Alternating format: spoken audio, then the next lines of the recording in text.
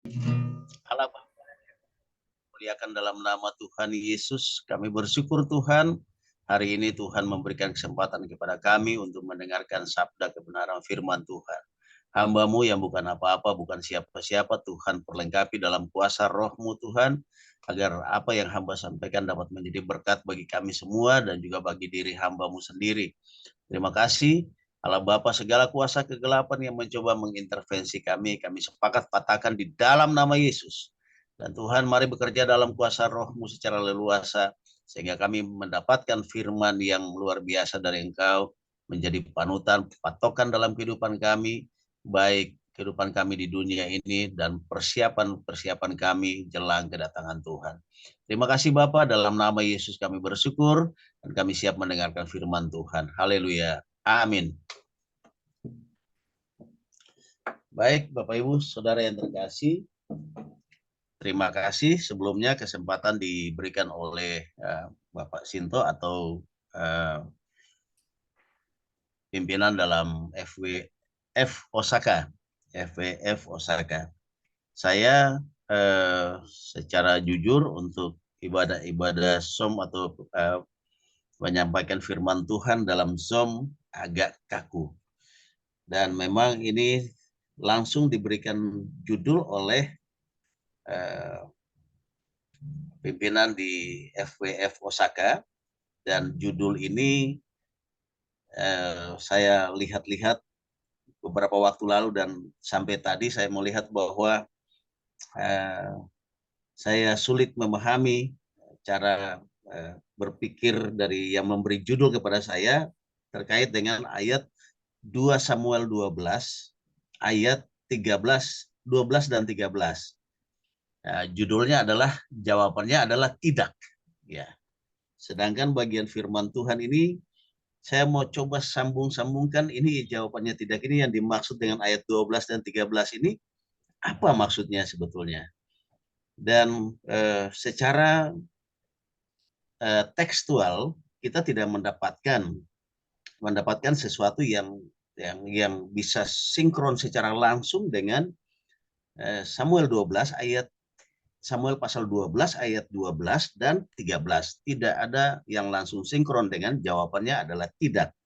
Sehingga saya harus menafsir yang memberi judul kepada saya ini apa sih yang dipikirkannya.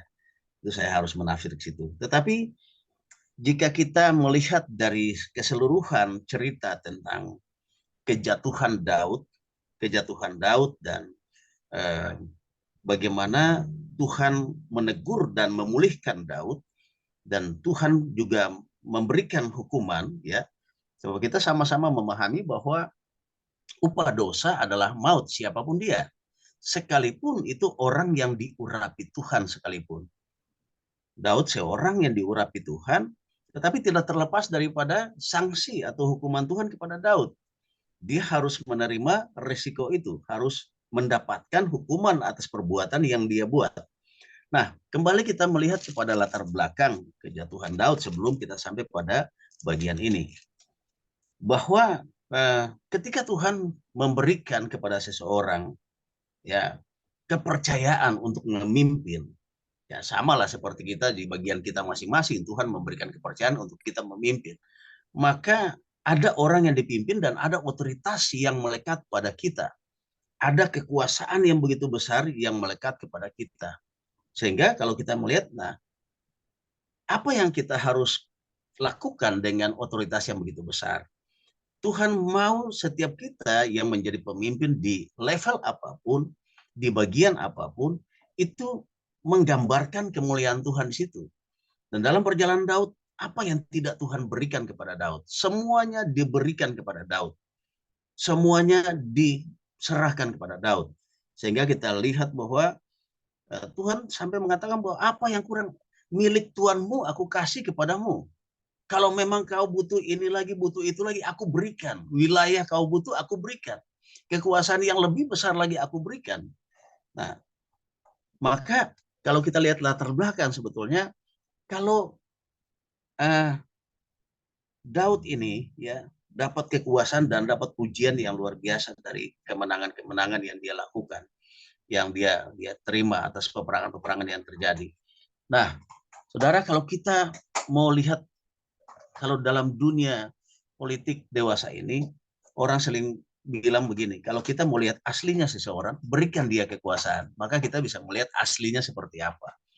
Nah, saudara yang terkasih dalam Tuhan Yesus Kristus, sebelum kita sampai pada yang pada ayat 12 dan 13, ada beberapa pokok pikiran yang kita bisa lihat ya tentang Nabi Nathan sendiri. Sebetulnya tidak mudah untuk dia menyampaikan teguran itu kepada Daud ketika Daud melakukan kesalahan. Ya, kalau dari ceritanya bagaimana Daud melihat eh, seorang perempuan yang sedang mandi dan kemudian dia tergoda dan akhirnya dia melakukan hal yang salah di hadapan Tuhan. Nah, ini adalah godaan. Mungkin yang dimaksud oleh eh, Pak Sinto ataupun yang pimpinan di FPF bahwa katakan tidak terhadap godaan-godaan yang bisa menjatuhkannya. Mungkin seperti itu. Tetapi coba nanti kita lihat lagi. Nah, ini kekuasaan yang sangat besar sekali. Kekuasaan yang dimiliki Daud itu adalah kekuasaan yang sangat besar sekali. Sehingga pada kita lihat di 2 Samuel 11 ayat 5, ayat 4, setelah Daud melihat perempuan itu mandi, lalu ayat 4-nya mengatakan, sesudah itu Daud menyuruh orang mengambil dia.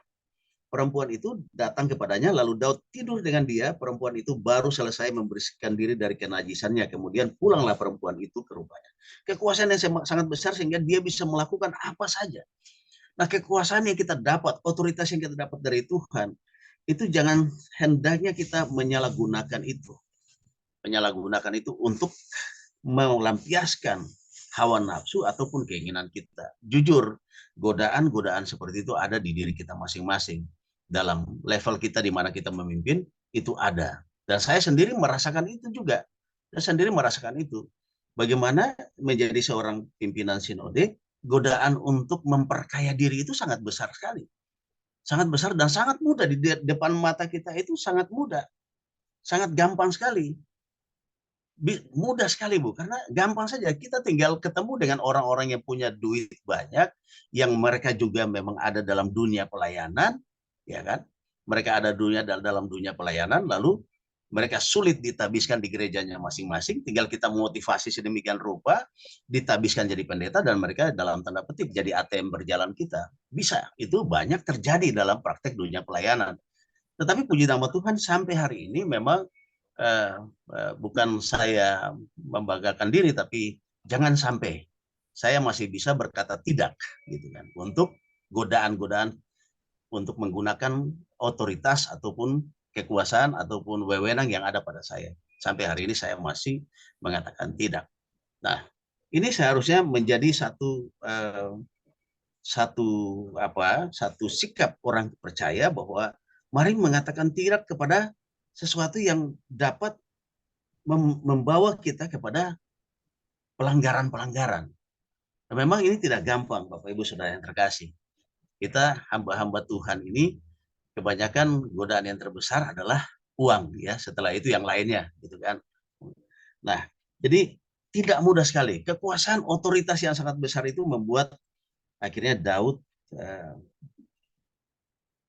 melakukan pelanggaran di mata Tuhan. Tetapi yang lebih parah adalah dia merancangkan kejahatan secara diam-diam dengan kekuasaan yang begitu besar. Dia merancangkan kejahatan yang sangat besar terhadap Uria dan akhirnya seperti cerita Uria mati. Uria mati dan akhirnya Daud mengambil Batseba menjadi istrinya. Jadi sudah melakukan pelanggaran dengan istri orang, kemudian dia juga merancangkan pembunuhan tingkat tinggi, ya, merancangkan pembunuhan tingkat tinggi terhadap Uria, dan memang itu sangat licik sekali dan tidak terdeteksi. Bahkan itu kalau kita bilang secara logika tidak terdeteksi, secara hukum mungkin hukum perang juga itu tidak disalahkan karena kan itu perintah dari panglima, raja untuk dia pergi berperang di tempat yang raja perintahkan, tidak ada yang salah. Tetapi Tuhan mengetahui rancangan yang jahat itu terlanjang di mata Tuhan. Dan akhirnya Tuhan mengutus Nabi Nathan untuk menegur Daud. Nah, ada beberapa pokok pikiran yang saya bisa lihat di sini, bahwa ketika kita berhadapan dengan kekuasaan ataupun otoritas yang tinggi, ya, kadang-kadang kita melihat hamba-hamba Tuhan juga agak gentar untuk menyampaikan teguran kepada orang-orang yang berkuasa atau mereka yang punya kapital ataupun menjadi penopang di dalam pelayanan. Ya, kadang-kadang seorang gembala dalam pelayanan jemaat tidak berani menegur donatur karena suplai keuangan terbesar diberikan oleh donatur tersebut di dalam gereja, sehingga warna pelayanan yang Tuhan sudah berikan kepada hamba Tuhan tersebut mulai perlahan-lahan pudar. Dan yang ada adalah maunya donatur seperti apa. Nah, yang pertama kita memberikan satu apresiasi kepada Nabi Nathan bahwa dia tidak gentar menyampaikan pesan Tuhan kepada Daud.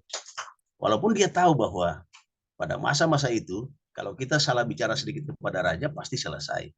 Akan dihajar habis-habisan. Bisa juga sampai kepada pembunuhan ataupun hukuman mati dan sebagainya. Tidak mudah. Nah, ini sikap yang harus diambil oleh hamba-hamba Tuhan untuk berani menyatakan yang salah, ya sampaikan. Jangan gentar, siapapun dia. Kalau Tuhan perintahkan, sampaikan. Sampaikan pesan itu, sampaikan teguran itu. Nah, ini satu sikap yang memang luar biasa. Nah, sekarang hamba-hamba Tuhan, ya, kita jangan sampai kita berkompromi dengan dunia ini, karena ya kita disenangkan ya dalam pelayanan oleh kekuasaan ataupun disenangkan oleh kapital, oleh uang, sehingga kita akhirnya tidak berani menyampaikan kebenaran firman. Kita tidak berani menyampaikan teguran Tuhan kepada orang-orang yang melakukan kesalahan.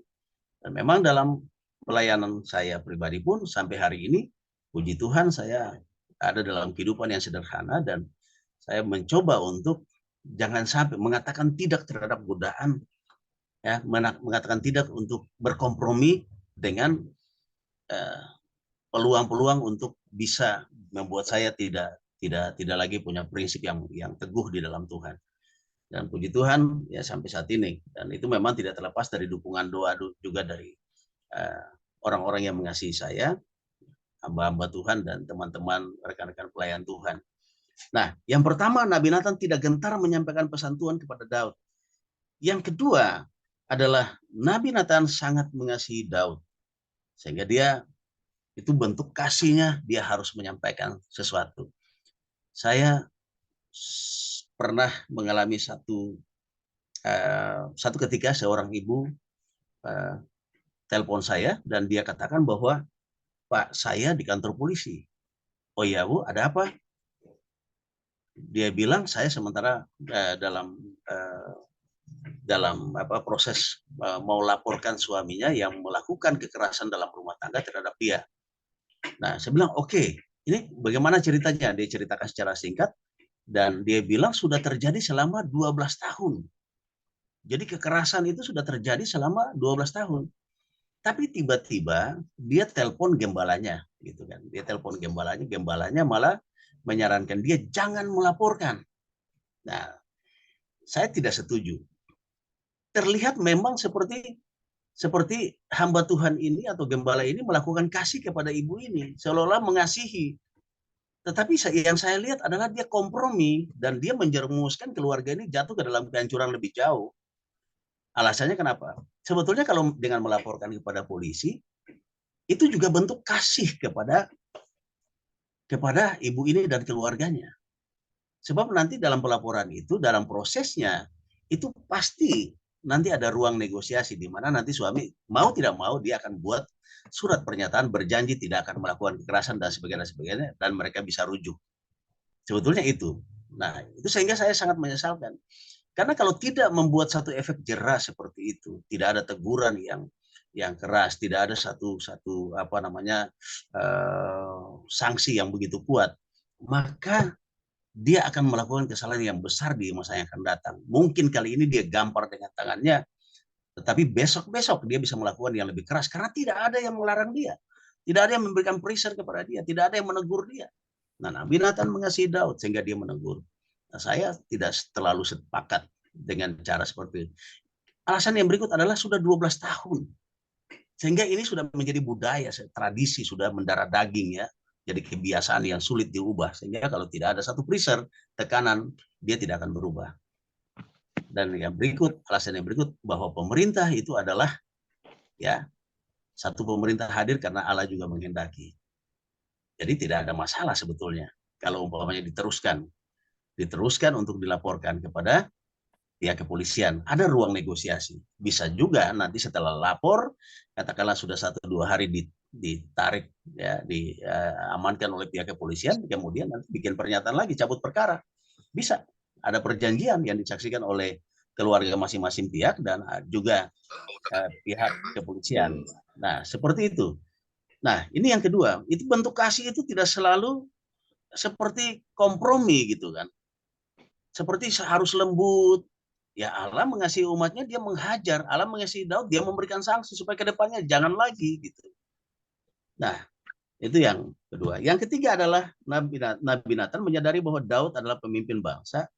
Jika Daud tidak ditegur, maka Daud bisa tidak terkendali dan mengakibatkan hal buruk kepada bangsa Israel. Nah, jadi ini memang menjadi dasar-dasar Nabi Nathan menyampaikan. Nah, yang berikut adalah Nabi Nathan menjaga wibawa Daud dengan tidak menyampaikan teguran Tuhan ya di depan umum, tetapi menyampaikannya empat mata. Bapak Ibu Saudara yang terkasih, kadang-kadang dalam pelayanan saya melihat atas nama pengetahuan teologi yang hebat, kadang-kadang orang saling mempermalukan satu dengan yang lain. Ya kan? Yang merasa lebih hebat dia mempermalukan yang kurang pengetahuan. Padahal firman itu seharusnya membawa sukacita. Membawa sukacita, ya, mengajarkan dan menyampaikan dengan baik. Nah, Nabi Nathan luar biasa. Tidak mentang-mentang karena Tuhan yang bicara sehingga kamu salah. Langsung dengan kalimat-kalimat yang tidak pas menyampaikannya, tetapi dia menyampaikan dengan hikmat. Dia memberikan satu ilustrasi dulu. Dia memberikan ilustrasi yang cerita yang kira-kira hampir sama dengan peristiwa yang Daud lakukan. Baru setelah itu Daud bertanya, siapakah orang itu? Engkaulah orangnya Tuhan. Nah, banyak di antara kita para pelayan Tuhan, hamba-hamba Tuhan, ya suka klaim-klaim nama Tuhan. Kadang-kadang bisa benar, bisa enggak. Klaim-klaim nama Tuhan. Tuhan bicara, Tuhan berkata. Padahal belum tentu Tuhan berkata. Nah, ini Nabi Nathan yang sudah jelas-jelas saja Tuhan perintahkan untuk menegur Daud, dia masih sempat berpikir untuk menggunakan hikmatnya. Dan tidak langsung mentang-mentang atas nama Tuhan, atas nama kepandaian, atas nama otoritas dari Tuhan, langsung main hajar orang saja gitu kan. Main hajar orang. Yang timbul teguran kita bukan membawa manfaat, tetapi bahkan menyakiti hati orang.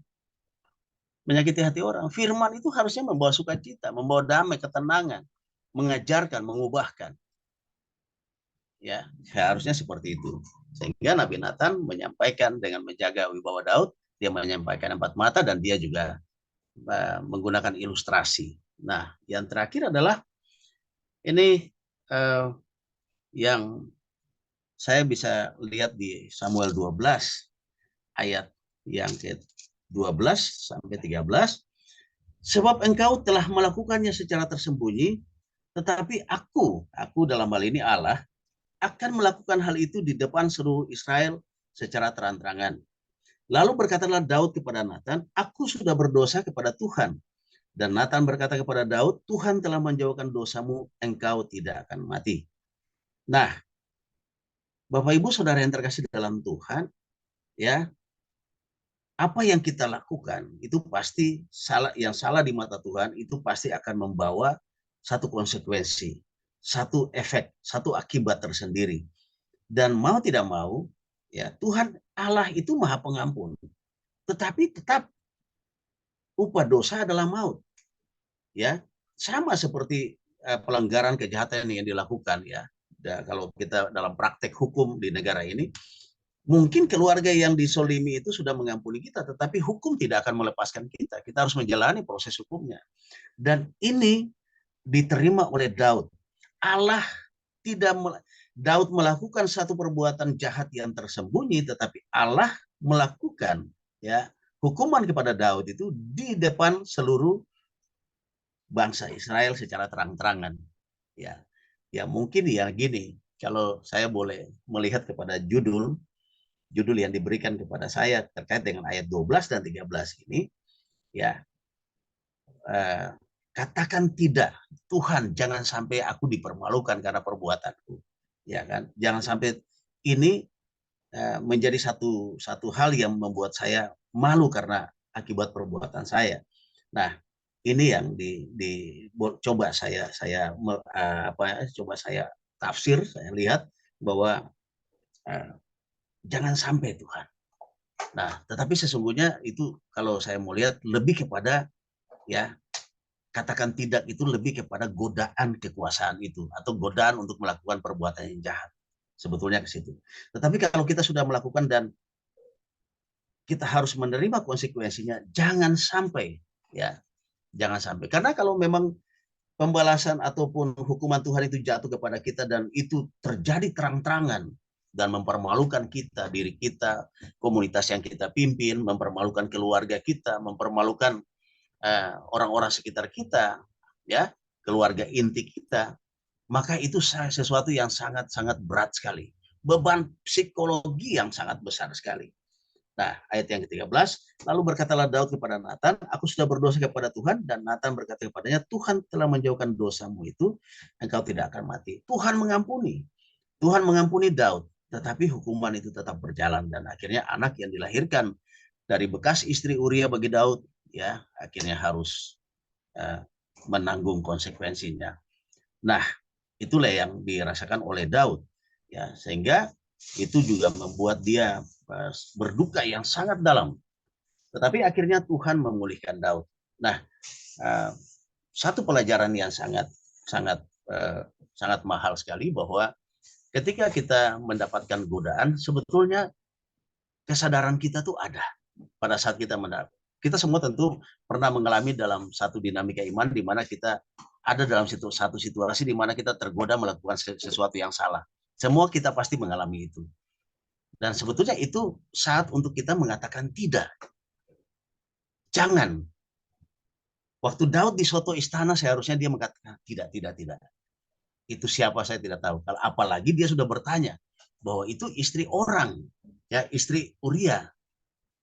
Tetapi dia tidak pedulikan itu dan dia tetap dengan kekuasaannya yang begitu besar dia memerintahkan orang untuk mengambil. Sebetulnya mengatakan tidak itu pada saat sebelum kejatuhan itu, pada saat godaan itu datang, pada saat ujian atau pencobaan itu datang, kita yang hendak menjatuhkan kita mengatakan tidak. Nah, tetapi inilah Tuhan punya kedaulatan sehingga dia tidak bisa menolak hukuman Tuhan kepada dia. Ya, dia mau katakan tidak kepada hukuman Tuhan juga ya tidak bisa. Ya, seharusnya katakan tidak itu di awal, bukan pada saat Tuhan sudah menjatuhkan hukuman kepada dia, karena Tuhan tidak bisa lagi. Ya, Tuhan mengampuni Daud, yes, pribadi Daud Tuhan ampuni, tapi Daud harus menyaksikan bagaimana Tuhan memberlakukan hukuman yang dia buat, ya, memberlakukan hukuman kepada Daud sendiri lewat keluarganya. Nah, sulit untuk Daud menolak itu dan mengatakan tidak Tuhan, janganlah terjadi kepada anakku itu. Ya, kalau boleh saya bilang, jangan Tuhan, kalau bisa jangan terjadi kepada anakku, jangan terjadi kepada cucuku, jangan terjadi kepada keluargaku. Tapi kedaulatan Tuhan, dia tidak bisa mengatakan tidak. Ya, itulah garisan Tuhan untuk harus dia terima itu, resiko itu. Itulah sebabnya sebelum terjadi itu, ya di awalnya waktu dia melihat perempuan itu, ya katakan tidak di situ sebetulnya. Kalau mau mengatakan tidak di saat Tuhan menjatuhkan hukuman, ya sudah tidak lagi, gitu kan. Nah, seperti itu kira-kira yang bisa saya tangkap, ya. Memang ini agak berat nih yang menyampaikan, yang memberikan tema ini. Nah, sehingga saya yang bisa saya sampaikan ya seperti itu. Mengatakan tidak pada saat kita mengalami satu godaan itu jauh lebih penting dibanding pada saat Tuhan sudah menjatuhkan hukuman kita mengatakan tidak, itu sudah sulit kita hindari. Ya, Daud seorang raja yang dikasih Tuhan, yang diurapi Tuhan pun tidak terlepas. Ini menunjukkan bahwa hukuman itu berlaku bagi siapapun. Siapapun tidak bisa mengatakan tidak terhadap hukuman Tuhan. Kalau kita sudah jatuh ke dalam kesalahan, siapapun tidak bisa mengatakan tidak. ya harus diterima konsekuensi hukuman itu. Nah, inilah yang saya pahami dari bagian firman Tuhan ini. Sehingga ini menjadi satu peringatan buat kita bahwa otoritas, wewenang yang kita punya, ya, di level kita masing-masing. Jangan sampai kita salah gunakan, lalu membuat kita tergoda dalam kesalahan dan jatuh dalam kesalahan. Kiranya Tuhan memberkati kita semua. Bapak Ibu yang terkasih, diharapkan bahwa nanti dalam sesi diskusi saya juga diperlengkapi, diberikan masukan dan bahkan diberikan pemahaman yang lebih dalam lagi. Satu hal, Bapak Ibu yang saudara yang terkasih dalam Tuhan, yang saya soroti juga adalah bagaimana Nathan ini sangat bijak. Sangat-sangat luar biasa bijak. Banyak sekarang orang itu klaim atas nama Tuhan lalu sesuka-sukanya ngomong aja gitu kan. Ya, karena sudah merasa digerakkan Tuhan dalam hatinya, dia tidak lagi pakai hikmat, dia hantam orang. Tuhan berkata, dan bahkan kadang-kadang depan umum mempermalukan orang. Kan kenapa nggak bisa ya? Kadang-kadang di tengah-tengah gereja lagi ibadah, orang lagi kepenuhan, dia main hantam. Padahal sebetulnya pada saat orang diberikan apa namanya dibukakan Tuhan tentang sesuatu, dia tuh punya kesadaran untuk bisa menyampaikan dengan hikmat Tuhan, bisa.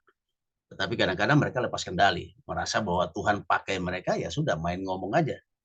Kadang-kadang mimbar gereja pun dipakai untuk mempermalukan jemaat. Otoritas yang Tuhan kasih untuk kita menyampaikan firman di mimbar gereja dipakai untuk serang jemaat, pakai untuk sindir-sindir hamba Tuhan lain di jemaat, di atas mimbar. Nah, ini penyalahgunaan kekuasaan yang uh, sangat disayangkan. Ya, otoritas yang Tuhan berikan kepada kita hendaknya kita jaga dengan baik. Baik, Bapak Ibu yang terkasih dalam Tuhan, ini saja yang bisa saya sampaikan. Dan mari kita tutup ini dalam doa sebelum masuk. Saya menyerahkannya kepada host. Kita berdoa. Allah Bapa yang kami muliakan dalam nama Tuhan Yesus, kami bersyukur bahwa saat ini Tuhan kami sudah membaca dan juga hamba-Mu telah selesai menyampaikan firman Tuhan. Kiranya Tuhan melengkapi dalam kuasa roh-Mu Tuhan, supaya firman ini menjadi rema, menjadi berkat bagi kami semua. Dan Tuhan, kami akan masuk dalam sesi berikutnya, di mana ada diskusi dan pertanyaan, bahkan hamba-Mu sendiri juga bisa diberikan pemahaman oleh rekan-rekan yang lain, dan juga diberikan pengetahuan-pengetahuan yang hamba belum pahami, sehingga bisa melengkapi hamba-Mu. Hamba-Mu bukan apa-apa, bukan siapa-siapa Tuhan. Terima kasih Tuhan sudah pakai untuk menyampaikan kebenaran firman Tuhan. Dalam nama Yesus kami berdoa dan mengucap syukur. Haleluya. Amin. Amin. Terima kasih. Tuhan berkati. Amin. Baik. Terima kasih banyak Bapak Pendeta Daniel Leonifna. Terima kasih Bu. Yang sudah berbagi firman pada kita malam hari ini.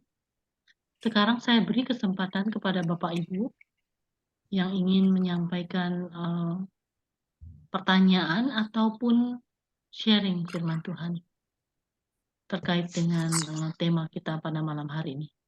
Saya persilahkan Bapak Ibu.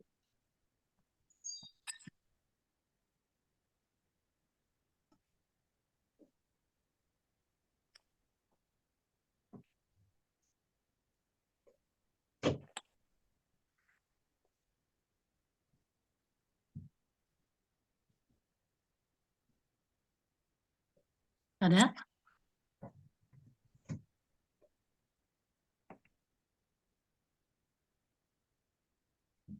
Pak Rian, silakan. Yang sudah buka mic. Silakan Pak Rian. Puji Tuhan untuk kesempatan yang diberikan. Saya juga sangat bersyukur ya mendengar pembicaraan dari saudara kita, Pak Pendeta ya. Kita melihat bahwa ada seorang Daud, yang kita tahu bahwa Daud inilah seorang raja yang dipilih Allah ya. Di dalam kedaulatan Allah, dia dipilih Allah oleh Samuel ya waktu ya, memilih Daud. Tapi kita diingatkan kembali ada satu dosa yang dilakukan oleh Daud adalah dosa berzina. Nah, ini persoalannya kenapa? Karena satu hari, satu sore dia naik di atas atap rumah, di soto rumah itu, matanya melihat seorang Betseba yang sedang mandi ya. Jadi ini mata kita ini bagian dari tubuh kita itu sangat berbahaya ya. Kalau kita tidak dikendalikan oleh Tuhan sendiri, tapi kita dikendalikan oleh hawa nafsu tubuh kita, mata kita ini sangat berbahaya. Saya mengutip satu ayat atau 3 ayat ya di dalam Matius 5 ayat 27 ya. Di situ dikatakan Matius 5 ayat 27, 28. Sebentar Pak, saya sambil tulis. Ya, di sini ditulis mengatakan begini, Matius 5 ayat 27, kamu telah mendengar firman, jangan berzina. Ini kan hukum Taurat, ya. Hukum Taurat juga mengatakan nggak boleh berzina, ya, jangan berzina. Ayat 28, tapi aku berkata kepadamu, setiap orang yang memandang perempuan serta menginginkannya sudah berzina dengan dia di dalam hatinya. Memandang itu pakai apa? Memandang itu pakai mata, ya. Makanya di ayat 29 Tuhan berkata lebih lanjut, ini perkataan Tuhan. Maka jika matamu yang kanan menyebabkan engkau berdosa, cungkilah dan buanglah itu. Karena lebih baik bagimu jika satu dari anggota tubuhmu binasa, daripada tubuhmu dengan utuh dicampakkan ke dalam neraka. Jadi mata kita ini berbahaya sekali ya. Kalau kita melihat sesuatu, lantas kita terdorong oleh hawa nafsu daging kita, mata kita ini menjadi satu pintu masuk untuk kita jatuh dalam dosa. Makanya kita perlu mengendalikan tubuh kita itu, termasuk mata kita, mulut kita, dan sebagainya, itu sesuai dengan hasrat hati Allah. Oke, saya lanjutkan baca di ayat 37 ya. Tadi Pak Pendeta mengatakan bahwa kita harus mengatakan ya jika ya, atau tidak mengatakan tidak ya. Matius 5 ayat 37 mengatakan, jika ya, hendaklah kamu katakan ya. Jika tidak, hendaklah kamu katakan tidak. Apa yang lebih daripada itu berasal dari si jahat. Ya. Jadi kita tahu mata kita ini bisa mengendalikan kita. Tetapi mata kita ini sudah adalah bagian dari tubuh yang sudah jatuh dalam dosa. Jadi hati-hati, kita harus dikendalikan oleh roh yang di dalam kita. Bukan dikendalikan oleh tubuh kita. Tubuh kita sudah jatuh dalam dosa. Tubuh daging kita. Jadi kenapa seorang Daud bisa jatuh dalam dosa? Karena dia tidak dikendalikan oleh roh Allah yang ada di dalam dia. Atau Allah yang memimpin dia. Artinya dia dikendalikan oleh dirinya sendiri. Oleh hawa nafsunya. Tadi perkataan Pak Pendeta juga bagus ya, bahwa seorang Nabi Nathan itu dia tahu apa yang dilakukan oleh seorang Raja Daud. Dia nabi kecil ya, tapi dia bisa berbicara tentang bagaimana Daud telah melakukan kejahatan, melanggar perintah Tuhan, yaitu jangan berzina. Hari ini di dalam kehidupan kita sehari-hari, banyak hal-hal perzinahan ini terjadi. Banyak orang tidak tahan oleh dorongan hawa nafsu dagingnya. Nah, ini banyak terjadi, banyak suami istri bertengkar, kemudian gara-gara perzinahan. Suami istri bercerai karena perzinahan. Nah, ini perzinahan itu bisa terjadi melalui perilaku dari sikap tubuh kita. Hari ini kita harus belajar ya. Seperti yang ditulis Rasul Paulus, saya buka ya, di dalam Galatia 5 ya. Galatia 5 itu mengatakan begini. Saya buka Galatia 5 ayat 16 dan 25 ya. Galatia 5 ayat 16 dan Galatia 5 ayat 25. Maksudku ialah hiduplah oleh roh, maka kamu tidak akan menuruti keinginan daging. Jadi bagaimana pengalaman seorang Daud? Kalau dia hidup dipimpin oleh Tuhan yang adalah roh itu, dia tidak akan menurut keinginan daging. Makanya kita perlu hidup dipimpin oleh Tuhan, bukan dipimpin oleh keinginan daging kita. Makanya kita kembali ya, di Galatia 5 ayat 25 itu melanjutkan Galatia 5 ayat 20 ayat 16. Jikalau kita hidup oleh roh, baiklah hidup kita juga dipimpin oleh roh. Di sini rohnya huruf besar semua ya. Baik Galatia 5 ayat 16 maupun Galatia 5 ayat 25 itu rohnya huruf besar. Berarti dipimpin oleh Allah. Tapi dalam kehidupan kita sehari-hari, apakah kita dipimpin oleh roh Allah? Tidak tentu ya. Maka tadi Pak Pendeta mengatakan bahwa banyak orang menjadi hamba Tuhan motivasi mau cari duit ya. Motivasi mencari duit, maka cari orang-orang yang bisa menjadi donatur itu menjadi sandaran dia. Padahal sebenarnya Kristus itu kita harus mencari Allah lebih dulu. Berapa hari yang lalu kita bicara tentang carilah dulu kerajaan Allah dan kebenaran, maka semuanya akan ditambahkan padamu. Tapi banyak hamba-hamba Tuhan juga motivasinya bukan mencari Allah lebih dulu, mencari mamon lebih dulu. Ini juga berbahaya ya. Saya bersyukur kita sedang ada di dalam Philmon Bongso Fellowship ini. Judul status daripada WA grupnya adalah bagi kemuliaan Allah. Tapi hari ini banyak orang Kristen hari ini mencari kemuliaan dirinya sendiri, menyombongkan dirinya sendiri. Kita harus memuliakan Allah. Saya sangat terjamah ya tadi doa Pak Pendeta mengatakan saya bukan siapa-siapa. Betul itu. Itu doa yang Tuhan suka. Kita bukan siapa-siapa. Kita orang berdosa. Yang menjadi segala sesuatu adalah Tuhan sendiri. Dia adalah daya tarik kita yang sejati. Dia adalah segala sesuatu kita. Tanpa dia kita nggak ada apa-apanya. Puji Tuhan, itu yang bisa saya sedikit sekutukan. Tuhan memberkati. Terima kasih Pak, luar biasa. Terima kasih Pak Rian. Mungkin ada tanggapan dari Pak Daniel, silakan. Ya, puji Tuhan. Ya, sangat luar biasa melengkapi. Saya juga, ya ini bicara tentang dosa awal ya. Dosa awal yang di Taman Eden itu juga karena salah satunya itu karena mata juga. Ya, maka di pandang Hawa itu kelihatan baik di pandangan matanya ya, kelihatan menarik hati gitu. Jadi memang mata ini memang kunci benar-benar. Benar Pak Rian, sangat ini satu apa ya, sebetulnya langkah preventif adalah memproteksi yang apa bagian awal yang menjadi pemicu yaitu mata. Memang kadang-kadang kita lupa untuk membawa seluruh panca indera kita untuk dikuduskan Tuhan. Sebab memang sulit sekali memang Pak. Saya akui tidak mudah untuk kita juga. Kita jalan kiri kanan ini kan semuanya ranjau gitu kan.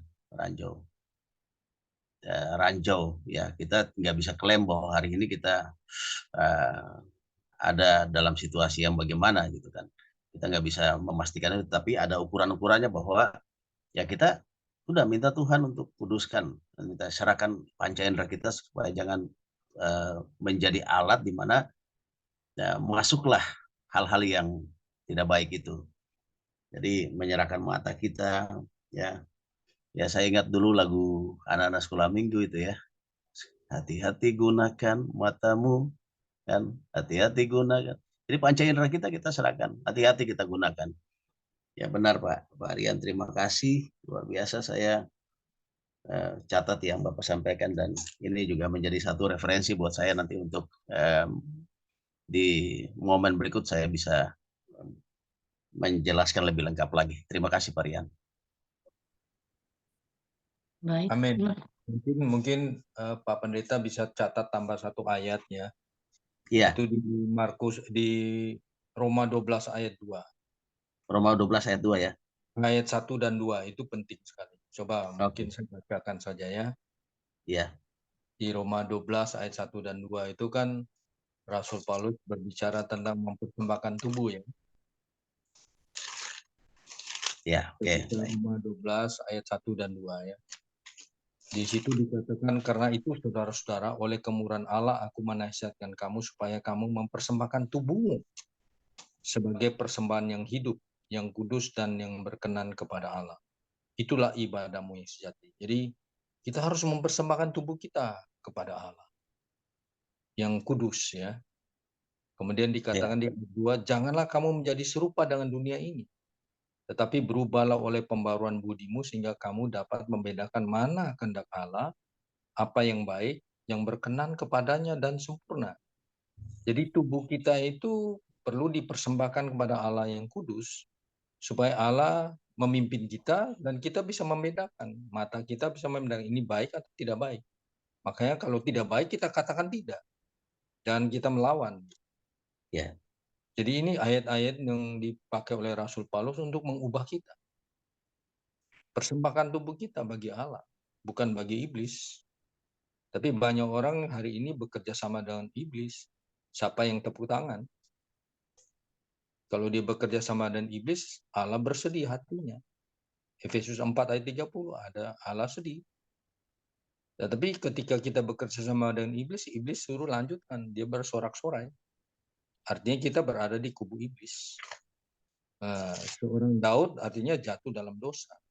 Dia menyedihkan, membuat Allah bersedih. Akhirnya akibatnya anaknya yang dari dia selingkuh itu, tadi ada dosa selingkuh, dosa berzina, tapi ada dosa membunuh. Suaminya dibunuh tadi ya Pak Pendeta katakan. Dia merencanakan kejahatan lebih jahat lagi, membunuh orang.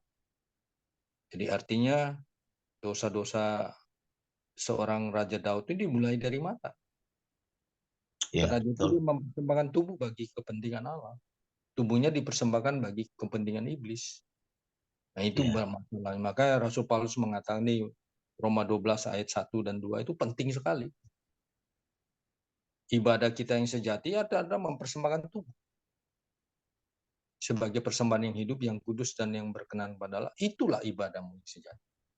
Itulah kehidupan sebagai orang Kristen yang normal seperti itu. Puji Tuhan.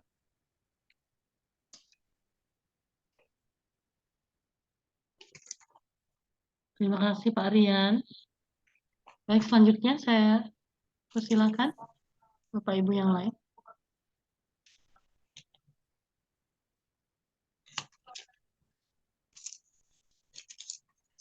Nah, silakan Pak Komang Juliawan.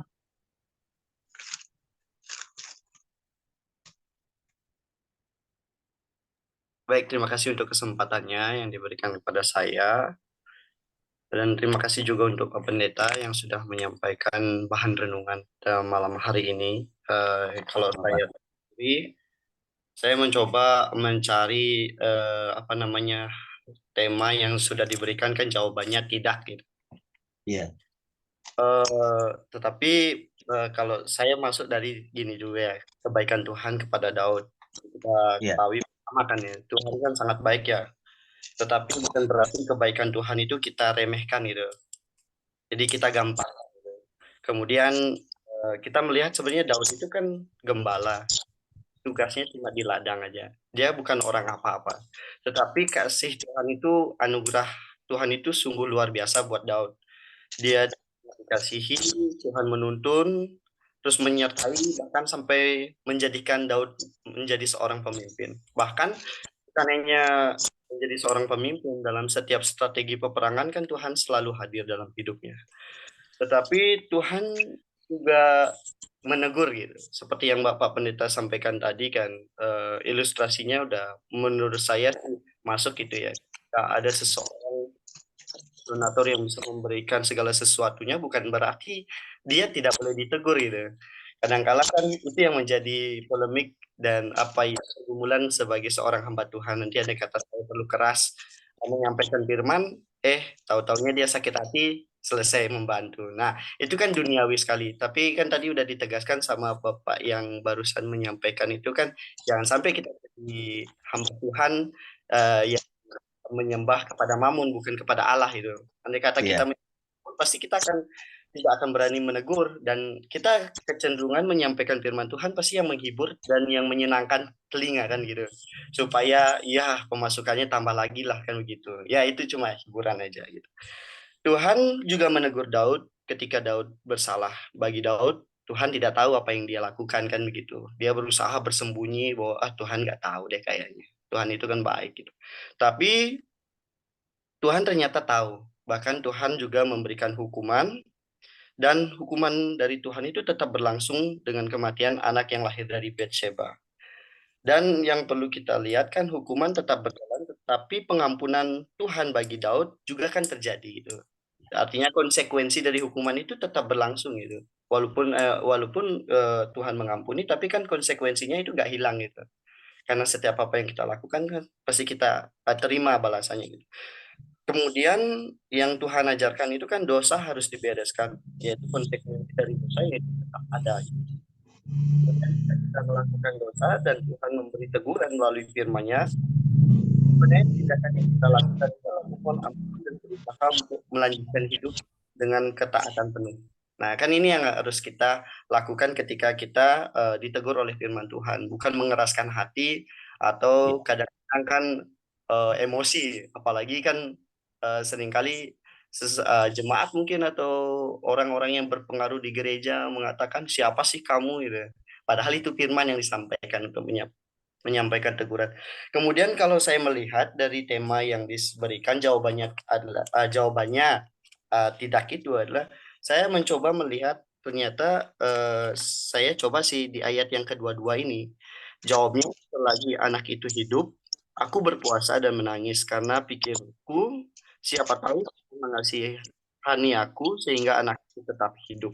Nah, sebenarnya segala usaha yang kita lakukan untuk menutupi dosa tidak akan berguna. Nah, jadi untuk itu kita berlangsung. Yang harus kita lakukan adalah pengakuan dan memohon pengampunan dari Tuhan. Nah, kalau dari saya secara pribadi sih saya temukan tema yang diberikan pada malam hari ini di ayat yang kedua-dua. Segala usaha akan dilakukan oleh Daud. Dia berpuasa, dia menangis, terus dia berpikir bahwa anak itu bisa hidup karena Tuhan mengampuni atau mengasihani Daud. Ternyata konsekuensi dari dosa ya tetap berlangsung seperti itu. Itu sih yang saya dapatkan malam hari ini. Terima kasih. Terima kasih Pak, melengkapi. Luar biasa. Silakan Pak Daniel, kalau ada tanggapan. Iya, Pak Komang. Ya, terima kasih. Ini memperlengkapi. Ya, memang tadi ada sedikit yang sinkron dengan itu bahwa memang saya tadi mengatakan bahwa Daud, ya pasti dalam batin seorang ayah, kalau bisa tidak gitu kan, jangan terjadi itu kepada anaknya gitu. Tapi ya memang inilah hukum Tuhan itu berlaku kepada siapapun gitu kan. Bahkan Daud yang sangat dikasih Tuhan, diurapi Tuhan, ketika melakukan salah pun nggak kompromi gitu kan. Ya, kadang-kadang memang kita hamba-hamba Tuhan ini, saya menemukan kasus juga dalam dunia pelayanan saya juga. Kalau jemaat ya, ini kita buat satu list. Saya bukan menghakimi hamba Tuhan, tetapi ini beberapa, ya tidak semua, tidak generalisir, tapi ada beberapa yang begini. Ketika sudah merasa menjadi seorang yang diurapi Tuhan, seorang yang dipakai Tuhan, seorang yang diperlengkapi Tuhan, nah kadang-kadang dia sulit untuk mengakui salah. Sulit untuk mengakui salah dan selalu mempertahankan, melakukan pembenaran diri. Sedangkan kalau jemaat itu kalau umpamanya dia udah salah, aduh Pak Pendeta, dia nangis-nangis mengatakan dia salah. Tapi kalau pendeta yang melakukan kesalahan, orang yang diurapi Tuhan itu sulit mengakui salah. Dengan segala argumentasi udah dia akan berhadapan dengan siapapun. Bahkan ya perang ayat jadinya gitu kan. Bisa perang ayat gitu kan, main ayat, main pasal. Nah, jadi benar yang Pak Komang katakan bahwa ya Tuhan mengampuni, menegur kita, mau nggak kita menerima itu? Punya satu kemauan, kelembutan hati dan kerendahan hati untuk menerima. Kadang-kadang teguran Tuhan sudah datang, tapi kita sulit menerima itu. Akhirnya kan memang kita ada dalam kubangan itu terus, nggak pernah keluar gitu kan, nggak pernah ditarik Tuhan. Ya sulit Tuhan mau tarik kan, harus ada satu kerjasama. Allah Maha Pengampun, kitanya mau nggak gitu kan? Kita mau merendahkan hati untuk menerima teguran dan kalau kita menerima teguran, konsekuensinya adalah pemulihan kan, seperti itu. Dan kita ya puji Tuhan, ini harus ada kerendahan hati untuk menerima teguran dari Tuhan. Memang sulit Pak, kayak kalau sudah level hamba itu kan, wow, udah udah susah Pak. Ya, ya itu saya sudah alami ya, ya seperti itu, apalagi dengan senior gitu kan. Dengan senior ya mereka sudah levelnya akademiknya sudah beda dengan kita, jam terbang pelayanannya udah kita nggak ada sepertiganya gitu kan. Nah itu udah sulit kah. Jadi orang-orang yang diurapi Tuhan ini memang ya harus juga menyadari bahwa kita semua nggak luput dari salah gitu kan. Tapi ya masalahnya bukan ya kita mau berbalik nggak gitu kan. Masalahnya kita mau berbalik apa enggak. Nah, itu jadi menjadi satu ini sendiri sikap kita di hadapan Tuhan. Ya terima kasih Pak Komang, luar biasa melengkapi saya. Makasih ini semua dari Parian banyak bahan dari beliau. Ini Pak Komang kan baru ini nih, tapi ke Parian mau udah dari kemarin-kemarin bahan-bahan beliau saya pakai untuk buat saya sendiri juga dan sampaikan ke pelayanan lain juga. Makasih Parian. Pak Komang kan baru nih, baru kali ini ketemu ya. Apa karena memang saya jarang hadir kali ya Bu Ayu ya. Baru pertama juga Pak Komang ya. Iya. Luar biasa, makasih. Ini saya jadi banyak ilmu nih. Ya Bu Ayu, lanjut. Baik, terima kasih Pak Daniel, Pak Komang. Selanjutnya saya beri kesempatan kepada Bapak Ibu yang lain. Silakan.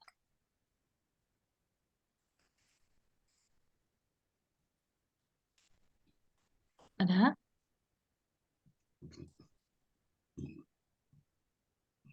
Pak Daniel mungkin, Pak Daniel Kurniadi. Ya, silakan. Oh Pak Freddy, silakan Pak Freddy. Itu Pak Daniel ada, Pak Yohanes ada, Yohanes Malahulu. Pak Daniel mau bicara tadi tuh. Silakan Pak. Saya dipanggil sama saya, jadi saya boleh maju deh. Ya, silakan Pak. Saya cuma mau terima kasih kesempatan diberikan kepada saya dan terima kasih untuk dengerin khotbahnya Pak Pendeta Daniel juga. Saya jadi ingat, saya cuma mau share aja sedikit tentang pengalaman saya sendiri di Amerika ini. Ya, kebetulan dulu tuh saya dan keluarga pindah dari Kanada dari Toronto ke Atlanta. Kita waktu itu masih mencari gereja gitu loh. Akhirnya kita sempat pergi ke beberapa gereja Indonesia, dan akhirnya memutuskan untuk beribadah di gereja di Amerika. Ya, itu ada mega church, pendetanya itu sangat articulate, sangat pandai berkhotbah. Namanya Andy Stanley. Itu gerejanya besar di Atlanta ini. Dibilangnya mega church karena artinya itu jemaatnya itu ribuan, lebih dari 10.000, 20.000 mungkin. Ya, sekali khotbah itu ada East Auditorium, ada West Auditorium, semuanya 2-3 kali dalam sehari Minggu. Nah, dia itu anaknya juga pendeta besar di Atlanta. Bapaknya itu namanya Charles Stanley. Jadi orang Amerika ini, ya, orang bule. Juga pendeta besar juga, pendeta baptis alirannya. Andy Stanley ini dia itu alirannya non-denomination. Jadi kalau dia itu sering bilang gerejanya dia ini gereja untuk unchurched people. Gitu loh. Tapi saya tertarik dengan khotbahnya dia waktu itu. Ya, pada saat tahun 2005 mungkin 2006 lah, 2006 awal. Karena dia itu sangat articulate, storyteller. Kalau menurut saya itu gitu. Dia masih banyak mengambil dari Alkitab. Ya. Pernah juga salah satu seri itu sempat 5-6 minggu mungkin ya. Satu seri tentang Daud, Pak, tentang Raja Daud.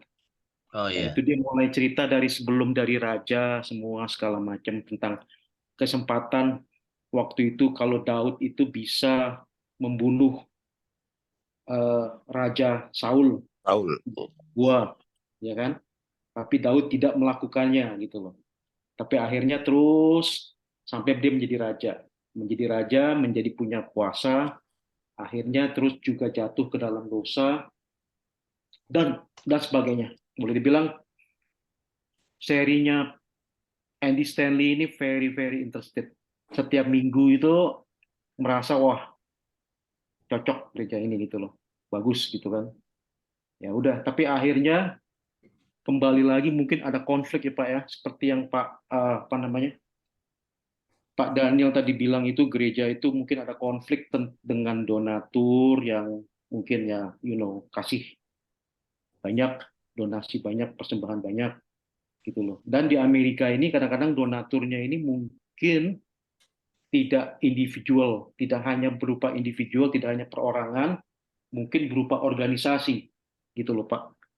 Jadi ya saya juga nggak jelas, nggak punya bukti, nggak punya apa, tapi saya punya rasa semakin lama dari yang saya merasakan orang Pak Andy Stanley ini di jalan Tuhan gitu loh. Makin lama kok merasa khotbahnya ini bertahun terus berlalu, mungkin 10 tahun kemudian kok saya merasa makin bergeser.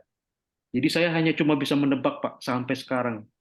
Jadi mungkin nggak ada bukti, mungkin saya bukannya saya accuse dia, bukannya saya, tapi saya merasa saya punya insting gitu loh, punya naluri yang lain. Mungkin ada beberapa pihak donatur yang berupa organisasi yang akhirnya membuat dia itu sedikit demi sedikit berubah gitu loh. Dari mulai khotbah melalui ngambil dari Alkitab, terus mulai makin sedikit, jadi sepertinya dia ini sekarang seperti kayak motivational speaker gitu loh. Seperti kayak apa sih? Bisa membawa suatu sermon khotbah, tapi nggak hanya melulu dari Alkitab gitu loh. Tapi memang masih bermotivasi karena kan memang tujuan church-nya mereka kan untuk unchurched people gitu loh. Boleh dibilang dia selalu tuh membanggakan gitulah. Jadi orang-orang yang apa sih namanya belum Kristen atau di luar Kristen yang mau beribadah ke gereja, ya mereka yang tampung gitulah, mereka yang terima gitu loh. Jadi istilahnya Kristen alternatif lah gitu kan. Ya udah akhirnya long story short 2 tahun kemudian setelah pandemik itu kebetulan akhirnya ya mereka gereja juga kan online. Nah kita beruntung sekali kita mendengar gereja lain yang akhirnya saya pikir wah gitu loh, ini kayaknya nih makin lama kok makin nggak ini nih, makin nggak srek ya dengan khotbahnya dia kan gitu loh, terutama terus tentang ada menyinggung tentang yang sejenis itu loh, sejenis kaum homoseksual. Nah itu dia salah satunya yang pendeta yang agak akhirnya tidak kondem, tidak memberikan jawaban yang pasti, termasuk ada beberapa khotbahnya dia yang serinya yang akhirnya oke. Kayaknya disisir ya, tapi saya beruntung akhirnya saya mendapatkan gereja lokal baru yang beraliran Baptis ya, Southern Baptist, tapi tidak berafiliasi dengan Baptis gitu loh, berdiri sendiri. First Redeemer Church. Ternyata pendetanya luar biasa. Saya ini bilang ini nggak hanya ke satu orang, termasuk ke teman-teman saya. Akhirnya ada beberapa family yang akhirnya juga pindah gitu loh. Akhirnya saya berpikir oke, ya ini mungkin memang jalannya Tuhan. Hingga saat ini saya pergi ke gereja ini, pendetanya namanya Jeff Jackson, gerejanya namanya First Redeemer Church gitu loh. Nah ini yang akhirnya sekarang gereja yang kita pergi gitu loh. Benar-benar gereja yang masih memegang prinsipnya dari kekristenan, masih mengambil khotbah dari ayat di Alkitab. Gereja yang berani pendeta yang berani dan termasuk gereja yang berani untuk bilang bahwa hal yang salah adalah salah, hal yang benar adalah benar. Amin. Jadi puji Tuhan gitu loh. Saya cuma mau share itu aja. Jadi istilahnya akhirnya mata batin saya itu dibuka juga gitu loh. Oke, Tuhan itu yang mungkin begitu baik ya. Jadi memberikan sesuatu yang hikmat bagi saya bahwa kita tuh nggak bisa melihat sesuatu itu dari apa sih namanya, bungkus luarnya saja, dari penyampaiannya saja, tetapi dari maksud pendeta kita ini yang saya alami ini, kok makin lama makin melenceng gitu loh, makin lama makin melenceng, entah apa tuh di belakangnya, akhirnya ya udah bisa berani mengambil keputusan gitu loh. Tapi ya Tuhan begitu baik, akhirnya saya mendapatkan gereja yang baru gitu loh. Kira-kira sekarang ini udah 2 tahun saya pergi ke gereja ini, malahan saya akhirnya terpanggil kembali untuk dibaptis. Jadi gereja saya ini kebetulan mengharuskan untuk baptis selam, tradisinya. Saya pernah dibaptis mengaku percaya di Indonesia dulu sebelum saya berangkat sekolah di Jerman gitu loh. Terus zaman dulu saya pergi ke gerejanya Pak Andi Stanley itu saya nggak merasa terpanggil gitu loh, nggak merasa ada keperluan untuk itu gitu loh. Saya pikir oke, kita ke gereja, kita diselamatkan gitu loh. Tapi luar biasa dengan gereja ini, akhirnya saya malah kayaknya saya harus menjadi bagian gereja ini untuk diperbaharui gitu loh. Jadi saya akhirnya udah tua-tua, udah 50 lebih, dibaptis lagi di depan jemaat. Tapi luar biasa, ada kepuasan. Saya dan istri saya dibaptis lagi waktu itu. Gitu. Karena kita semua dari Indonesia ya, mungkin baptisnya cuma baptis percik ya. Saya sih tidak melihat apa bedanya, tapi yang berhubung untuk menjadi jemaat gereja yang pergi ini ya harus dibaptis, akhirnya saya melakukan itu. Dan akhirnya saya malah puas gitu loh. Puas karena mungkin doktrinnya baptis ya bilang baptis selam itu untuk mencuci kita di selam gitu, immersion bahasa Inggrisnya gitu, tidak hanya dipercik, tapi itu ya semua itu tergantung kepribadian masing-masing lah, masing-masing. Dan saya menerima itu untuk sebagai berkat lah, sehingga saya terpanggil untuk melakukan hal itu lagi. Oke, terima kasih kesempatan diberikan.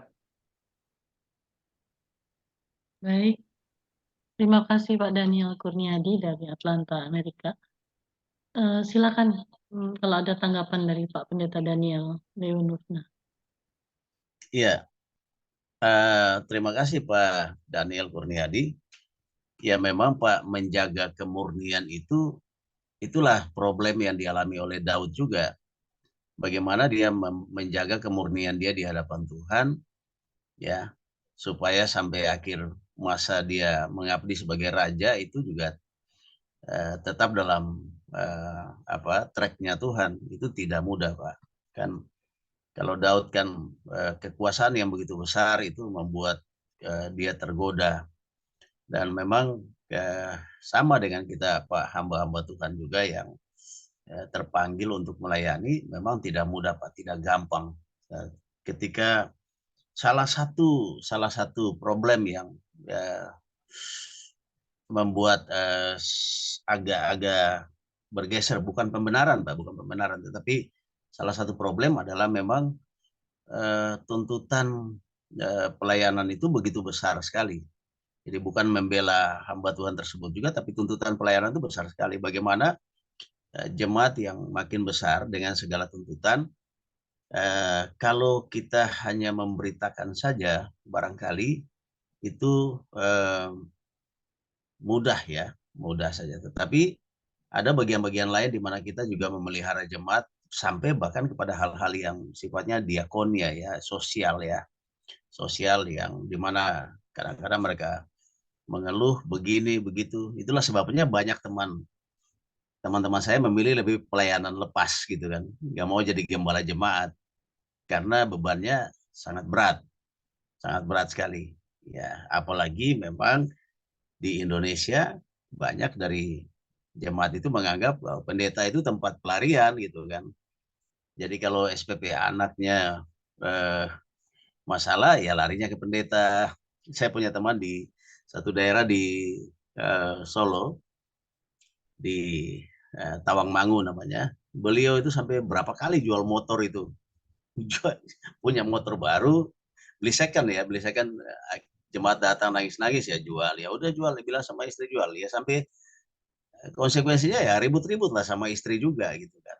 Ribut-ribut sama istri. Memang itu satu konsekuensi kita menjadi pemimpin umat ya, tetapi juga ya sama seperti Rasul Paulus menegur Timotius bahwa kamu harus mengawasi dirimu dan ajaranmu gitu kan, supaya orang-orang yang bersama-sama kamu dan orang-orang yang kamu ajarkan itu selamat gitu kan, bisa selamat gitu kan. Jadi memang ini hal yang tidak mudah Pak, memang tidak mudah. Tetapi itu bukan merupakan pembenaran lalu kita melakukan kesalahan, enggak juga. Nah, kalau saya di posisi itu barangkali begini saja Pak, saya sudah mengalami itu dalam skala kecil Pak ya. Kalau beliau itu di skala besar, dalam skala kecil saya sudah alami di jemaat kecil dan di sinode kecil.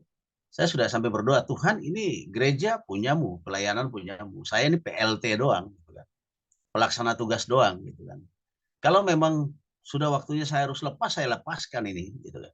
Sudah waktu Tuhan bilang sudah sampai di sini jemaat ini ya sudah bubar gitu kan. Nah, saya jadi tidak merasa bahwa itu milikku, jemaat itu milikku gitu kan. Jemaat itu punyaku, sehingga saya tidak terlalu terbeban. Ya, saya sampai di situ ya sudah, saya serahkan. Tetapi semakin saya berserah seperti itu, Tuhan menunjukkan jalan gitu kan. Salah satunya adalah saya pernah berdoa untuk jemaat ini, jemaat yang saya pimpin, jemaat kecil cuma 5 keluarga lah, gitu kan, kecil. Kami nggak banyak, sama tambah ada beberapa simpatisan. Jadi saya berdoa sebenarnya Tuhan kalau memang sudah ya, apalagi di masa COVID, anjlok semua, hancur-hancuran semua. Kami tetap komitmen ibadah, kami terus ibadah. Ekonomi jemaat hancur, kami juga hancur, gembalanya juga begitu. Saya bilang Tuhan kalau memang ini Tuhan sudah cukupkan saya melayani sampai di batas ini, ya sudah. Saya tetap melayani tapi tidak dalam jemaat lagi, artinya melayani lepas lah gitu. Kan masih begitu banyak ladang pelayanan dalam pemikiran saya. Nah, ternyata Tuhan belum sampai ke waktunya itu. Ada seorang anak Tuhan, ya sudah lama kenal sama saya juga, udah beliau teman baik dan nggak pernah ada tanda-tanda bahwa beliau mau bantu saya. Dia kan kami biasa kalau saya pernah jadi salah satu pembicara di Full Gospel, jadi biasa di Full Gospel Jakarta itu kalau panggilnya kan babeh-babeh gitu kan. Beh, itu gimana ibadah? Saya bilang, ya puji Tuhan masih berjalan, Beh. Tapi saya dengar-dengar itu katanya sudah agak ini, karena sewa gedung gitu kan. Kita harus sewa gedung gitu kan. Nah, terus saya bilang, iya. Saya bilang, memang kita dalam pergumulan gitu kan. Wah, kenapa, Beh? Ya sudah gini aja, saya setiap bulannya saya tanggung ya, jadi karena memang saya tergerak ini, masa saya tahu hal ini saya diam gitu kan, ini bukan punya babi pribadi, ini jiwa-jiwa, mau 1 jiwa berapa jiwa itu Tuhan sudah percayakan ya jangan sampai tutup gitu kan, ya kita yang tahu kalau kita nggak turun tangan betapa salahnya kita gitu, kalau kita punya kelebihan di bidang finansial untuk membantu, ya sudah dia bantu akhirnya. Ya, tapi puji Tuhan dia nggak sampai mengendalikan saya dan sebagainya gitu. Ya, puji Tuhan kita saling mendoakan dan dalam beberapa hal saya juga memberikan masukan buat beliau ya, untuk usaha-usaha beliau juga gitu kan. Jadi ya berjalan Pak, dan itu saya begitu Pak sikapnya. Karena kalau kita merasa itu milik kita, itu berat Pak. Jadi akhirnya kita harus mempertahankan dengan segala logika kita dan segala akal kita gitu kan. Tapi kalau gitu punya Tuhan ya sudah serahkan saja sama Tuhan. Nah kadang-kadang di situ Pak, ke gereja orang jadikan itu milik gitu kan. Sehingga akhirnya dia harus muter sana muter kemari, cari donatur sana, donatur kemari, akalin ini, akalin itu. Sampai ke bukan cuma di dalam, sampai ke luar negeri juga ada gitu. Akhirnya uang-uang yang nggak benar juga banyak yang ngalir juga itu Pak. Setelah saya di sinodal saya jadi tahu tuh Pak. Jadi tahu ternyata ada godaan uang yang begitu besar juga Pak. Waktu pertama saya menjabat Pak, tawaran untuk mendatangkan 10 juta US dollar dari luar negeri, saya nggak tahu tuh uang apa tuh, lewat gereja Pak, itu ada. Kalau berhasil tahap berikut 100 juta US dollar Pak. Artinya saya berpeluang untuk bisa salah juga. Saya bilang sama teman-teman yang jadi pendoa, ini banyak pendoa saya ini kan mereka sudah sibuk dengan kegiatan masing-masing. Jadi kadang-kadang ada dalam dinamika yang iman yang sangat ini fluktuatif juga, yang luar biasa. Saya bilang doakan saya jangan sampai saya tergoda, karena ya bisa juga Pak, kita bisa salah langkah dengan adanya begitu. Karena kan di Indonesia lembaga gereja itu kan ada lembaga yang lembaga kerohanian ya, baik di agama manapun itu yang kadang-kadang tidak diaudit dalam tanda petik oleh pemerintah, tidak terlalu disoroti. Tidak terlalu disoroti oleh pemerintah, dan dia punya pajaknya kecil sekali, sehingga banyak itu boleh dibilang arah-arah money laundering itu ke situ juga. Itu ada Pak. Jadi godaan seperti itu ada. Tapi ya puji Tuhan sampai sekarang ya saya ya seperti Rasul Paulus bilang, ya cukupkan dirimu dengan apa yang ada, gitu kan. Ya saya cukupkan diri dengan apa yang ada. Berjalan dalam waktunya Tuhan, apa yang Tuhan mau. Ya kalau memang ya, sampai di sini jabatannya oke, sampai di sini melayani jemaat oke, masih banyak pelayanan lain di luar. Saya berpikir gitu. Terima kasih Pak, luar biasa Pak, Pak Daniel Kurniadi. Ini tantangan gereja zaman sekarang Pak, Bapak. Betul Itu Pak. seperti Iya. kita itu Iya. banyak kejadian Pak itu. Iya, terima kasih Pak Daniel ya. Terima Ya, kasih. saya ini terus terang saksi mata karena saya pindah ke North Amerika, ke Amerika tahun Iya. 98. Terus tahun 2003 saya pindah ke Kanada. Jadi North Amerika. Terus fast forward sampai sekarang 2023 ya. Dalam masa saya tinggal di Amerika Utara ini, di Amerika ini di Kanada, saya melihat pergeseran norma, Pak. Pergeseran norma, pergeseran cultural. Boleh dibilang itu zaman saya datang itu sesuatu yang kita lihat di Amerika itu semuanya rapi, teratur. Norma itu saling menghormati, semua rapi lah, beres. Tapi semakin ke sini itu dalam masa waktu kira-kira 25 tahun hampir, pergeseran moral, wah luar biasa sekali, luar biasa. Jadi mungkin saya merasa ini semua kejadian fenomena ini nih nggak dialami oleh gereja tertentu, terutama gereja besar ya, gereja mega church sepertinya Andy Stanley. Mungkin hampir semua gereja itu mengalami begitu, gitu loh. Jadi istilahnya luar biasa gitu loh. Usahanya kalau saya bilang itu mungkin ya di sini iblis itu bermain ya. Iblis bermain untuk memecah belah gereja segala macam.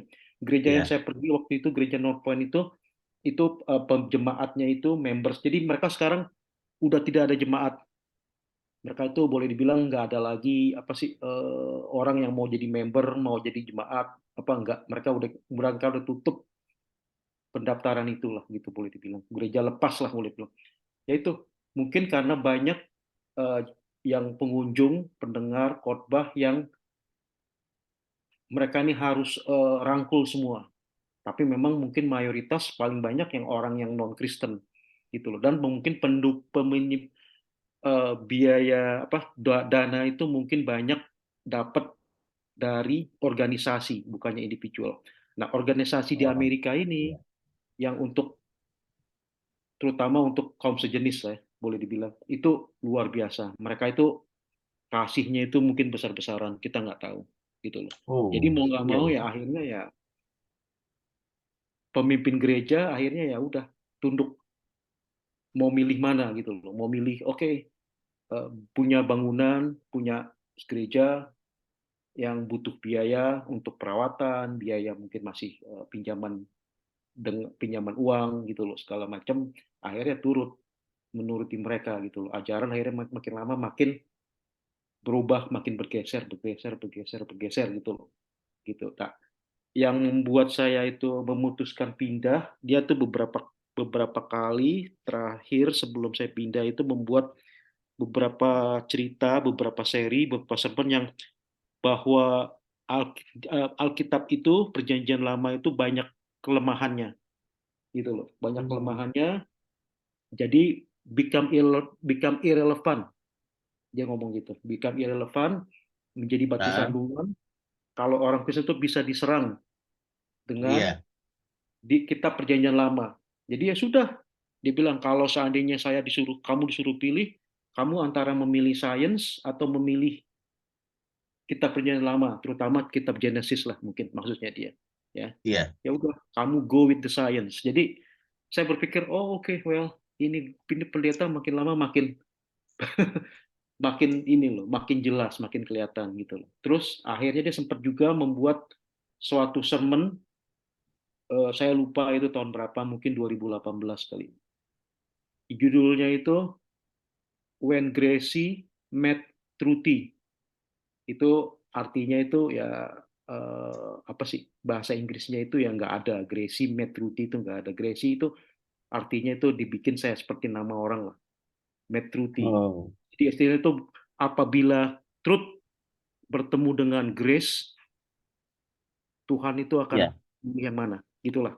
Di situ cerita sermonnya itu tentang pasangan suami istri yang suaminya menyeleweng, tapi bukan dengan wanita lain, tapi dengan pria lain, gitu loh. hmm, Akhirnya suami istri ini eh, istilahnya mereka ini pelayanan di gereja tersebut, di gereja North Point, gitu loh.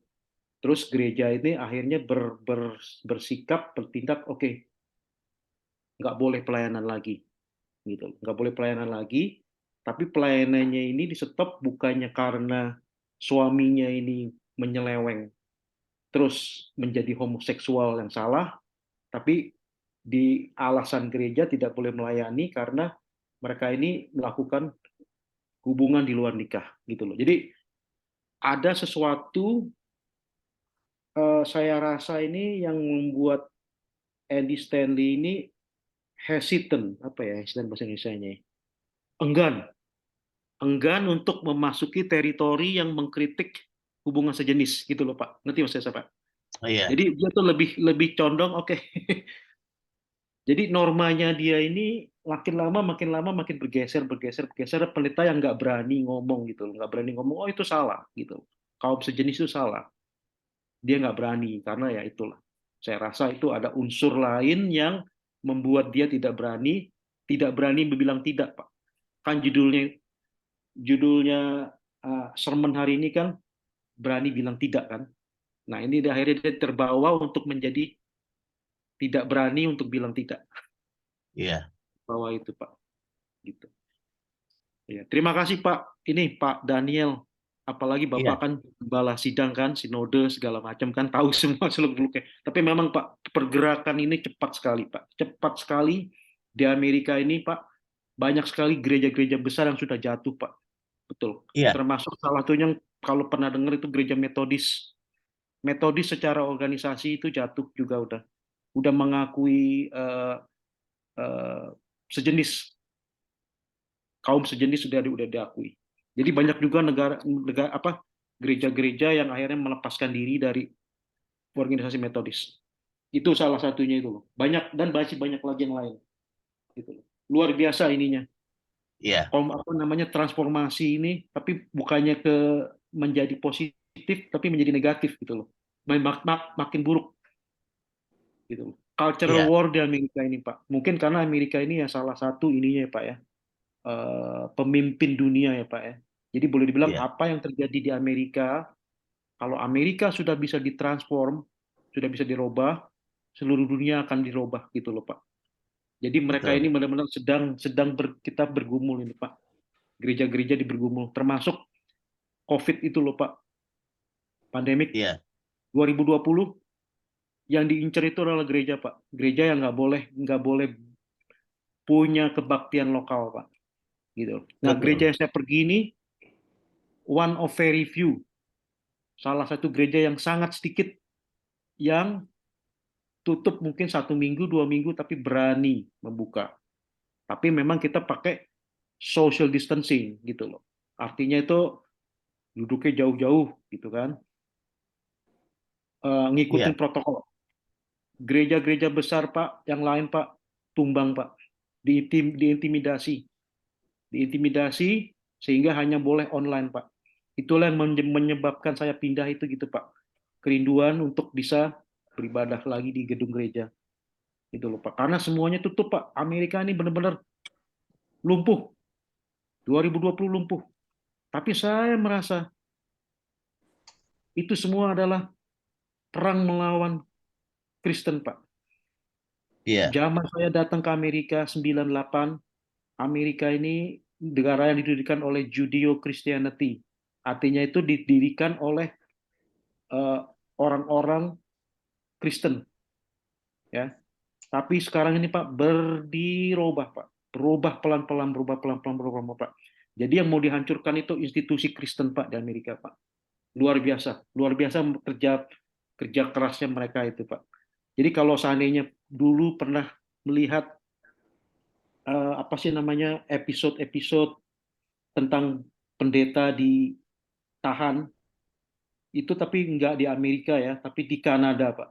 Kanada itu luar biasa ininya Pak, otoriternya juga Pak. Pendeta yang bersekutu dengan keluarganya, anak istri bisa ditahan dari rumahnya karena berkumpul lebih dari sekian orang. Jadi keluarganya ini artinya anak istri dan mungkin kerabat ya, boleh dibilang ya, ditangkap. Jadi saya tuh melihat, wow, it's real. Persekusi untuk orang Kristen. Persekusi itu artinya bukannya harus melulu fisik, tapi artinya tidak boleh beribadah itu loh Pak. Gitu. Jadi ya saya melihat itu transformasinya Amerika sekarang ini luar biasa pesatnya dalam ke arah yang makin buruk gitu. Dan gereja saya ini yang saya pergi ini gereja yang berani untuk tetap berpegang dan berani berkata tidak untuk budaya baru ini loh, cultural yang baru ini.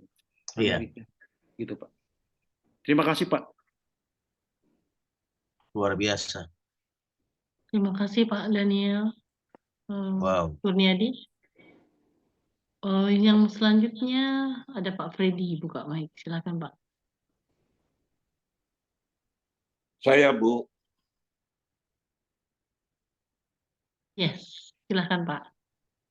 Ya, semua sudah dilengkapi, contohnya juga sudah.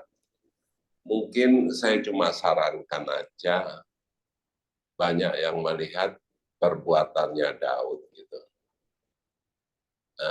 Cuma saya inginkan supaya kita bisa lihat lebih dalam. Kita mungkin ada suatu pertanyaan, kenapa Tuhan mengasihi dia? Sehingga kita lebih mengerti kenapa Tuhan mengasihi dia. Agar bukan kita terus ikut kayak Daud supaya dikasih, bukan. Tetapi apa yang membuat Tuhan tetap sayang kepada dia? Itu yang perlu kita cari. Jadi mungkin pertanyaan, cerita dari Pak Daniel itu yang membuat kita para hamba-hambanya jatuh ini karena tidak mau cari uang gitu loh. Padahal harusnya kita punya modal gitu loh, sehingga jangan menyentuh uang yang dititipkan yang tadi dikatakan Pak Pendeta. Kalau kita sudah menyentuh, ya kalau cuma 1 juta, kalau dia 1 miliar, selesai pendetanya gitu loh. Karena dia akan menikmati pesta pora dengan uang gereja itu. Padahal uang gereja itu untuk pekerja-pekerja dan diakonia. Tetapi kalau 1 miliar, mungkin nanti diakonia 10 juta, gaji pendeta 100 juta, 890 juta masuk kantong pendetanya, jadi tambah gila. Jadi kalau betul-betul mau melayani, ya bekerja sehingga tidak tergantungan kepada uang gereja. Karena pada saat bergantungan, ya kalau kecil, luar biasa. Nah, tadi Pak Daniel gerejanya sekarang, ya mungkin belum besar. Kalau besar, apakah masih komitmen? Nah, itu dipertanyakan juga gitu ya. Jadi kalau sekarang masih kecil, uangnya masih kecil, tetapi kalau nanti dia jadi besar, uangnya besar, apakah masih bisa bertahan? Nah, ini kan jadi problem gitu. Jadi saran saya ya usahakan untuk bisa ada income yang bukan dari gereja sehingga apa yang dikatakan benar ya benar, salah ya salah. Kalau enggak ya itu yang Daniel cerita tadi, pasti katut. Iya. Nah, itu kira-kira itu Pak. Jadi kita harus bisa melihat kenapa Tuhan mengasihi dia terus. Nah, itu yang problem gitu. Jadi itu yang intinya. Jadi kalau kita lihat salahnya orang kan gampang. Tetapi kalau kita melihat kenapa Tuhan begitu mengasihi dia, nah ini yang harus kita cari supaya apa? Kita juga akan seperti dia. Kalau ada orang punya salah, kita bisa lihat yang di mananya supaya kita tetap mengasihi orang itu. Kira-kira gitu Pak. Makasih. Iya. Silakan Pak Daniel, sekaligus tanggapan untuk Pak Daniel Kurniadi dan Pak Freddy Mangkusap. Iya, mungkin dari Pak Freddy ya. Ya, kalau saya boleh kembali kepada basicnya bahwa pada prinsipnya Allah mengasihi semua orang. Ya, itulah sebabnya kan di Yohanes 3 ayat 16 ya. Karena begitu besar kasih Allah akan dunia ini. Jadi memang ya semua manusia itu gambaran Allah. Gambaran Allah yang rusak tetapi Allah mau perbaiki itu. Dan memang dia mengasihi semua orang. Mengasihi semua orang. Tapi dalam konteks Daud bahwa memang ini umat pilihan Tuhan. Israel adalah umat pilihan Tuhan dan Daud adalah pemimpinnya. Sehingga ketika seorang pemimpin salah langkah, maka dampaknya kepada orang-orang yang dipimpinnya. Memang Pak Iblis ini dia berusaha merusak itu dari konsep, dari kepalanya dulu. Jadi kalau misalkan satu pekerjaan taktik yang paling mudah adalah hancurkan kepalanya dulu, ke bawahnya pasti rontok gitu. Nah, kekuatan orang percaya itu ada di persekutuan ya. Orang Kristen itu dia ada di persekutuan, bersama-sama bersekutu memuji membesarkan nama Tuhan, ada kuasa dan kebersamaan yang dahsyat, militansi yang kuat, dan itulah kekuatan orang percaya, orang-orang Kristen. Jadi iblis berusaha mencerai-beraikan ini dengan membuat kita ya social distancing. Ya ini sekaligus ya dari Pak Freddy sampai ke Pak Daniel Kurniadi. Jadi memang ini dulu diurai, dipecah dulu. Kita punya kekuatan itu baru satu-satu dirontokin gitu. Setelah kekuatan besar ini, kekuatan orang percaya, modal besar orang percaya bahwa bersekutu bersama-sama dengan orang percaya ketemu langsung itu dihancurkan. Tatanan yang memang Tuhan sudah gariskan bahwa kita berkumpul bertemu itu sudah dirombak, baru satu-satu dia hajar kita. Kan gampang. Kalau sudah dicerai-beraikan itu kan gampang dihancurkan satu-satu. Nah, sehingga saya juga begini Pak ya, kembali kepada ibadah Zoom gitu kan. Mohon maaf ini bukan saya menghakimi ibadah Zoom yang ini. Ini sangat berguna untuk memberikan pemahaman kepada kita untuk kita lebih banyak terjun ke lapangan. Bagi saya ibadah Zoom itu adalah ibadah yang sifatnya darurat. Sifatnya darurat sehingga yang elok itu kita ketemu gitu kan. Elok ketemu.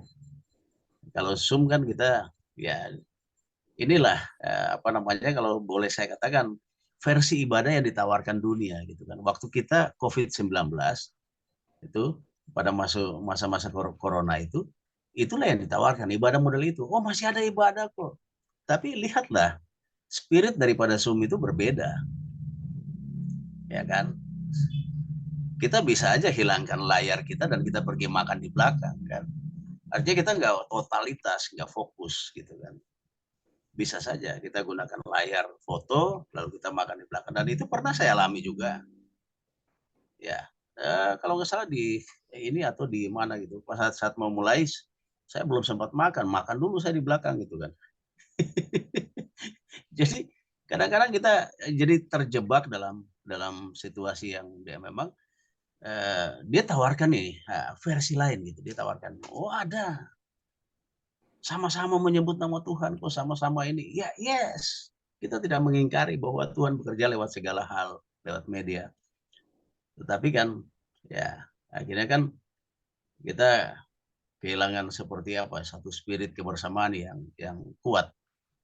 Nah, makanya memang saya sering saran kalau di ibadah-ibadah Zoom itu, misalkan dalam 1 tahun kita ibadah Zoom, yuk kita ketemu, sepakati di mana, gitu kan, kita ketemu. Jadi 1 tahun ibadah kita ketemu di udara, ya ini ketemu kopi darat sekali. Nah itu alangkah indahnya. Kalau ketemu langsung kan enak gitu kan, kita bisa ngobrol-ngobrol sambil ngopi, bahas banyak hal, ya saling membangun keakraban satu dengan yang lain, dan itulah kekuatan orang percaya. Nah ini berusaha diurai oleh iblis supaya orang Kristen itu jangan bersatu, supaya gampang kalau disikat satu-satu setelah mereka tercerai-berai, tinggal dipotong satu-satu kan selesai. Jadi benar yang disampaikan Pak Daniel Kurniadi itu, ya betul. Memang inilah yang kita masuk dalam masa ini. Kemarin itu ada satu hamba Tuhan yang saya percayakan khotbah di jemaat kami. Beliau bilang begini, ada satu nubuatan dari seorang anak Papua, ya, bahwa iblis itu akan datang di Jakarta. Jakarta, dia khusus tentang Jakarta. Dan yang akan menyambutnya adalah hamba-hamba Tuhan atau kelompok hamba Tuhan. Nah, ini bentuk apa namanya, realnya apa kita belum tahu. Sebab tadinya kan iblis ini kan hanya dalam cerita Alkitab, kemudian dalam konsep iman itu kita ya tahu itu. Tetapi ketika dia melembaga di dunia, dalam berbagai hal, dia berkamuflase dalam lembaga-lembaga yang ada di dunia ini. Nah, itu kita nggak tahu. Nah, takutnya dia melembaga dalam satu kebijakan tertentu dari luar sana, terus diterima oleh pemerintah, dan anak-anak Tuhan menyambut itu. Ya, sama seperti yang disampaikan tentang LGBT ya. Nah, itu benar Pak Daniel sampaikan, itu benar.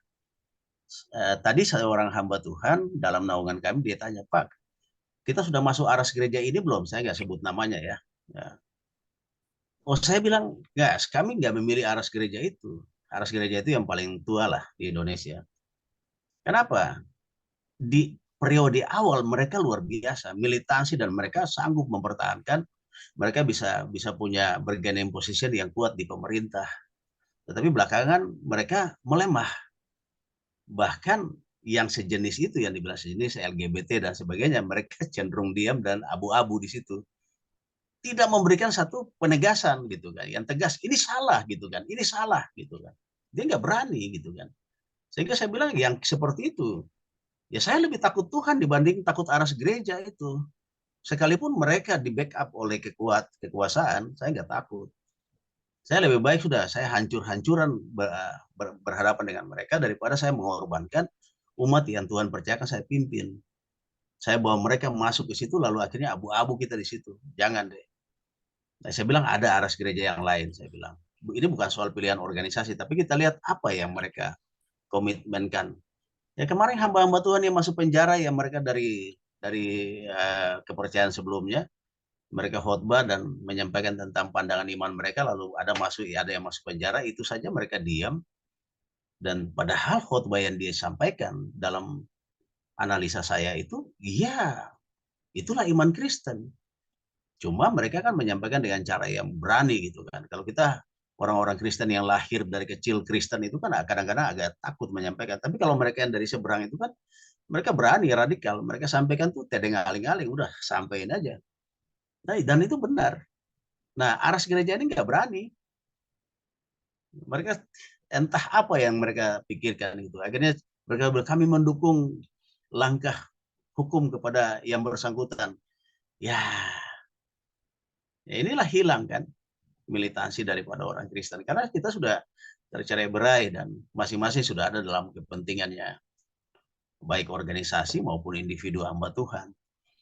Dan benar itu Pak Freddy, juga luar biasa Allah mengasihi Daud karena dia memimpin umat yang akan melahirkan ya satu ketika sampai kepada Yesus.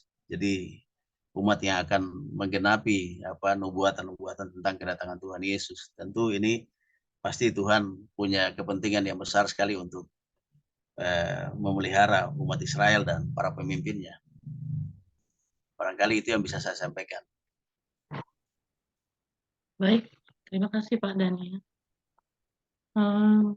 Yang terakhir mungkin Pak Yohanes. Pak Yohanes ada Pak Mario. Silakan Pak. Terima kasih. Ya, saya tambahkan sedikit aja, Bu. Karena saya tadi mendengarnya kurang banyak. Saya kembali ke masalah Daud. Daud, ya. Ya. Tadi Pak Freddy sebut, mengapa Tuhan mengasihi dia? Tapi saya bertanya, mengapa Tuhan memilih Daud?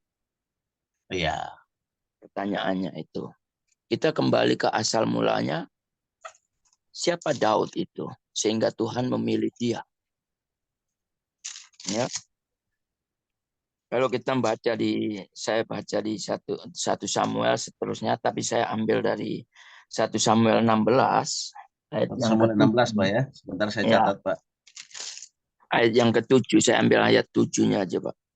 1 Samuel 16 ayat yang ke-7, Pak ya. Ini jadi referensi. Ya, okay. Tetapi berfirmanlah Tuhan kepada Samuel, janganlah pandang parasnya atau perawakan yang tinggi, sebab aku telah menolaknya, bukan yang dilihat manusia, yang dilihat Allah. Manusia melihat apa yang di depan mata, tetapi Tuhan melihat hati. Nah, di sini pandangan dari saudara-saudara Daud, perawakan kakak-kakaknya itu gagah-gagah semua. Mereka perwira kalau melihat dari seterusnya ya penjelasannya. Tapi Daud ini hanya tinggal di ladang, seorang gembala. Ya, dia dipilih sama Tuhan. Dia dipilih sama Tuhan. Daud adalah pilihan Allah. Walaupun tidak sempurna, namun Tuhan melihat dia, kesetiaannya dia melayani, menggembalakan domba-domba. Sekarang saya ambil dan sekarangnya ini, Pak. Kata gembala yang sekarang disebut pendeta-pendeta. Bapak gembala ini dan itu. Ya, tadi banyak disebut juga mengapa terjadi ini. Itu pasti. Sekarang pertanyaan dari pribadi kita masing-masing. Apakah kita ini benar-benar dipilih menjadi seorang gembala? Kadang-kadang kita sering pergi sekolah Alkitab untuk jadi gembala. Dengan kata lain, ya karena saya nggak punya pekerjaan, lebih baik saya sekolah Alkitab. Nah, sempat disebut sama Pak Freddy tadi juga. Jadi yang sebenarnya sebagai hamba Tuhan atau gembala, kita itu tidak memandang keuangan yang selama masih kita kuat, kita masih bisa mencari dengan semacam kita bekerja di luar. Bukan karena gembala itu, saya pendeta, saya nggak bisa bekerja lagi di luar. Itu untuk saya prinsip itu adalah satu kekeliruan. Ya. Karena pandangan kita, saya toh digaji dari sinodenya. Jadi ya, cuma persiapan firman Tuhan aja saya sudah. Nah, tapi di sini tidak. Daud, kita melihat dari Daud. Tadi sampai dia merebut istri Uria. Sehingga sampai membunuhnya. Apakah Tuhan itu tidak tahu bakal akan terjadinya? Mengapa Tuhan memilih Daud? Apakah Tuhan tidak tahu akan terjadi nanti pada waktu Daud udah menjadi seorang raja yang penguasa yang hebat? Tuhan pasti tahu. Tapi Tuhan nggak melihat itu. Tuhan melihat kesetiaannya Daud. Tuhan melihat kesetiaannya Daud. Amin. Kan dibilang juga bahwa kita ini, tubuh ini lemah. Roh kita yang kuat. Roh itu ada kemauan, tapi tubuh lemah. Tuhan hanya melihat setiap saat ini, sekarang ini. Banyak hamba-hamba Tuhan di seluruh dunia. Saya tidak sebutkan gereja. Seluruh dunia saya kata. Mengapa kok banyak yang jatuh juga? Apakah Tuhan tidak mengasihi mereka? Tuhan mengasihi mereka. Tuhan mengasihi hamba-hambanya. Karena dia berpegang tetap pada firman-Nya. Tuhan memilih Daud. Walaupun dia tahu akan bakal terjadi. Dan Tuhan juga tahu akan terjadi dari keturunan Daud. Akan timbul dari perjanjian baru. Jadi yang dipilih Samuel melihat ini menurut Samuel. Kakak-kakaknya ini. Padahal justru yang tidak kelihatan. Tuhan lebih tahu. Mana adikmu? Apakah kamu punya anak lagi? Samuel berkata kepada Isai. Oh ya, ada lagi. Begitu waktu Samuel melihat, Tuhan bilang, ini dia yang aku kehendaki. Nah, sekarang ini, di dalam perjanjian ini, dalam tahun-tahun baru ini, Pak. Tadi disebut juga keuangan tentang hal ini. Sampai sehingga baku bunuh. Pendeta sama pendeta baku tembak. Ya, atau merebut kerajaan, merebut gereja. Di Eropa juga. Begitu gereja jadi, anak mantu jadi rebutan. Gini. Kita lupa bahwa apakah saya ini dipilih. Kalau kita dipilih. Di sini Daud menyadari bahwa Daud benar-benar dipilih Allah. Daud benar-benar dia dipilih sehingga dia sadar bahwa perbuatan kesalahannya dia berbeda dengan pilihan yang dipilih oleh rakyat. Raja si pertama ini, si Saul. Saul tidak dipilih Tuhan. Tuhan mengizinkan rakyat untuk memilih. Berbeda dengan Tuhan memilih Daud pribadi. Iya. Makanya itu Saul bisa memberontak. Tapi Daud tidak. Dia tahu dia berbuat salah. Dia tahu berbuat dosa. Akhirnya dia mempunyai penyesalan. Kerinduan hatinya ingin membangun bait Allah, tabut perjanjian. Tidak diizinkan. Karena kenapa? Karena tangan Daud penuh dengan lumuran darah. Maka itu jatuh di anaknya. Yaitu Sulaiman. Atau siapa? Ya, Sulaiman. Anak dari istri dari Uria. Bathsheba. Nah, sekarang ini yang kita harus lihat. Kita melihat. Kalau memang roh Tuhan pada Anda, para hamba-hamba Tuhan. Sekalipun dia berbuat salah. Pasti ada penyesalan. Yang saya setuju tadi dibilang dengan Pak Freddy. Yang seharusnya kita itu nggak perlu memakai uang gereja. Sebab apa? Kalau memang Tuhan memilih kita, Tuhan akan mencukupi dan memberi. Memelihara gembalanya. Yang saya imani dan saya percaya. Tuhan akan memberi. Tuhan akan mencukupi gembala. Tapi zaman sekarang, kalau bisa, nggak tahu ya, maaf. Udah nggak kerja, hanya jadi pendeta, mobilnya Ferrari, Mercedes, semua ket-ketan, besar-besaran. Saya nggak tahu uang dari mana. Nah, inilah Pak yang cuma saya tambahkan. Bahwa benar apakah kita ini dipilih Tuhan. Karena tadi Bapak juga bilang, iblis itu nggak tinggal diam. Kalau kita terus mendalami siapa Daud ini, dia juga ada suatu keturunan kenapa dia banyak istri. Kita kembali ke anak Raja Daud. Daud ini keturunan dari siapa? Rahab. Seorang pelacur, bukan? Nah, di situ. Itu bisa generasi sampai generasi terjadi, Pak. Nah, sekarang ini ada juga. Saya pernah ditanya juga sama hamba Tuhan. Oh, ya, Dia bertanya sama saya, dia bertanya sama orang, lalu dia mengatakan pribadi saya, kalau saya ini dari turunan pendeta. Saya tidak tahu apakah dia. Tapi bukti ternyata apa yang dilihat dengan mata sendiri, yang diperbuat sebagai seorang gembala, itu sudah saya nggak usah ceritakan. Pokoknya banyak negatifnya. Karena secara pribadi saya dengan dia pada waktu itu masih ada bersama. Pertama ada juga perselingkuhan. Pertama ada juga masalah uang. Minta sumbangan katanya untuk ini, ternyata untuk beli alat musiknya pribadi untuk gereja. Akhirnya banyak terjadi gitu, Pak. Tapi saya percaya semacam Daud ini dipilih Tuhan. Tapi dia rasa penyesalan itu ada. Bahwa mempunyai satu kesalahan yang besar. Makanya itu yang istilahnya Tuhan bilang, Daud itu adalah jantung hatinya dia, Tuhan. Yang berkenan sekali.